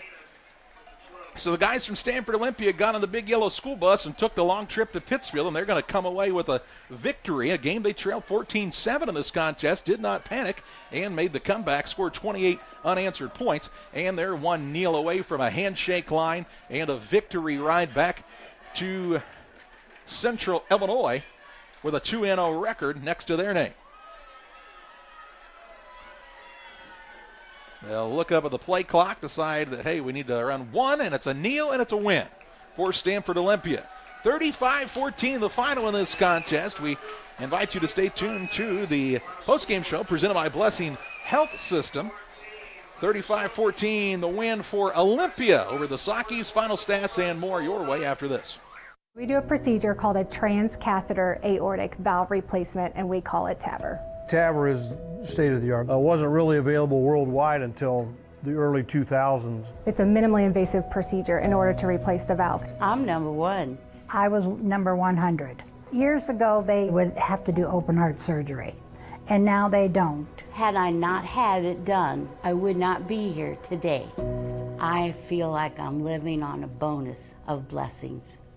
The Farmers National Bank of Griggsville with locations in Griggsville, Mount Sterling, and Pittsfield. Maybe you ask, why choose Farmers National Bank of Griggsville? The answer is simple. Local people, local decisions, and local commitment with local investments. We have many products and services to meet your needs. We invite you to find out more about us. Go to fmbgriggsville.com and explore all the services we offer. Visit any of our 3 friendly locations in Mount Sterling, Griggsville, and Pittsfield today. The Farmers National Bank of Griggsville, local people helping local people, member FDIC. Here in Pittsfield, we're focused on maintaining a healthy, diverse economic base to increase opportunities for our residents. Economic factors greatly affect a community's overall potential, and we strive to continue our prosperous culture. The availability of both commercial and industrial employment centers and new lucrative entrepreneurship opportunities are major assets for growth and development here in Pittsfield. In addition to providing employment and income to people, Pittsfield also boasts several tax incentive districts to further facilitate economic growth. Examples of growth and success can be seen throughout Pittsfield.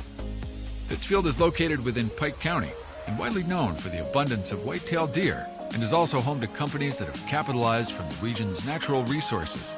Located over on Madison Street, Whitetail Properties is a major local and international employer that truly embodies the local and economic spirit of Pittsfield. State-of-the-art communications and telecommuting are available here. Be sure to catch their televised series throughout the week on the Sportsman Channel. Come grow and be a part of something great in Pittsfield, Illinois.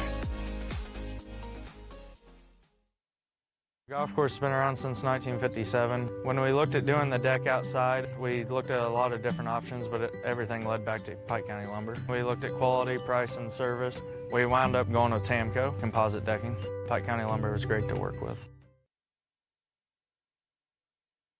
Best Systems Insulators offer insulation for homes and commercial buildings throughout central Illinois and the surrounding areas. We take great care to ensure that the insulation products we use are the best fit for our clients and their project. We understand that different buildings have different needs and that each of our clients has a unique set of goals. Let us work with you to find the best solution for your next project. Call Best Systems Insulators at 217-285-6005. That's 285-6005. Or visit them online at GoBestSystems.com. Welcome back to the postgame show presented by Blessing Health System. 35-14 is the final of this contest as the Stanford Olympia Spartans move to 2-0 on the season. The Pittsfield Sakis drop to 0-2. Sakis had a 14-7 lead in the second quarter, but Olympia with a 28-0 run to end the contest, and they win this one going away 35-14, capitalizing on some big plays, and some big plays tonight made by their senior quarterback in Zach Keedy especially, but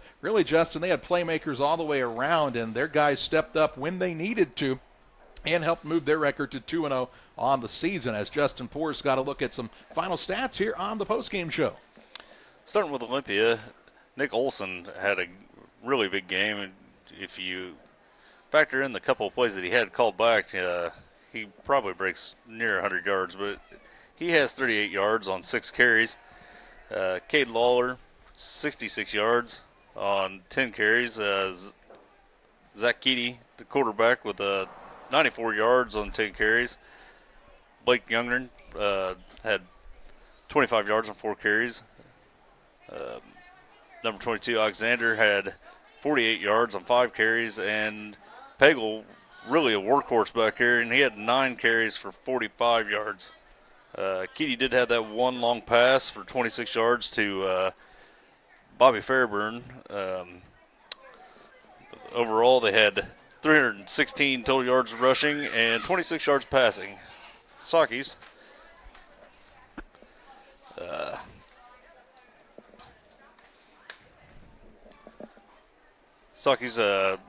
Foster never returned in the second half, had 27 yards in the first half on 3 carries. Moore had 1 carry for a yard. Javid Petty had a couple of big sacks there at the end, and the mishandled snap, and ended up with negative yards, 11 negative yards on 4 carries. Jesse Davis-Meyer came in for the injured Foster, and he had 9 carries for 41 yards, and Matthew Edwards, 18 carries for 82 yards, and he was our leading rusher. And Luke Archer had 6 yards on 2 carries. Passing game, Justin Pinnock had 23 yards on 5 catches. McKevley Moore had 1 catch for 8 yards. Connor Allen had 22 yards on 4 catches. Matthew Edwards had 24 yards on 4 receptions. And Carter Frazier, our leading receiver, with 57 yards on 3 catches. Don't have totals on the Sockies just yet. Yeah, but a game for the Sockies started out with a good drive. Took the ball right down the field and scored, forced a turnover. Looked like they could get a second score, and really, that's a big momentum shifter in this game. Olympia had the fumble deep in their own territory. Pittsfield not able to capitalize. Olympia took over, drove it right down the field after the missed field goal attempt, and then Pittsfield scored again, go up 14-7, then a 28-0 run by Olympia to end this contest, and the Spartans moved to 2-0 on the season as the Sockies dropped to 0-2. And it's time to name our player of the game. It's presented by Edward Jones Financial Advisor Derek Harris. Financial investments are important, but so are the investments of time, patience, and encouragement our young athletes receive from their coaches, parents, teachers, and mentors. Derek Harris, your Edward Jones Financial Advisor, understands this. That's why Derek Harris is a proud sponsor of the player of the game on Central Illinois Sports. And guys, I think it has to go to the senior quarterback and Zach Keedy. He really did a nice job, involved obviously in every play for this Olympia squad, had some big-time plays of his own, and a kid that just has some moxie, I think is the best way to say it. He makes things happen when things need to happen, and he helped the Olympia Spartans move to 2-0 on the season with a 35-14 win here at Glenn C. Smith Field. That's going to do it for John Hall and Justin Poor. I'm Charlie Hall. We thank you certainly for joining us on Central Illinois Sports. Next week, we have the Sockies on the road in Williamsville against a tough Bullets squad. We hope you'll join us then for another Central Illinois Sports presentation.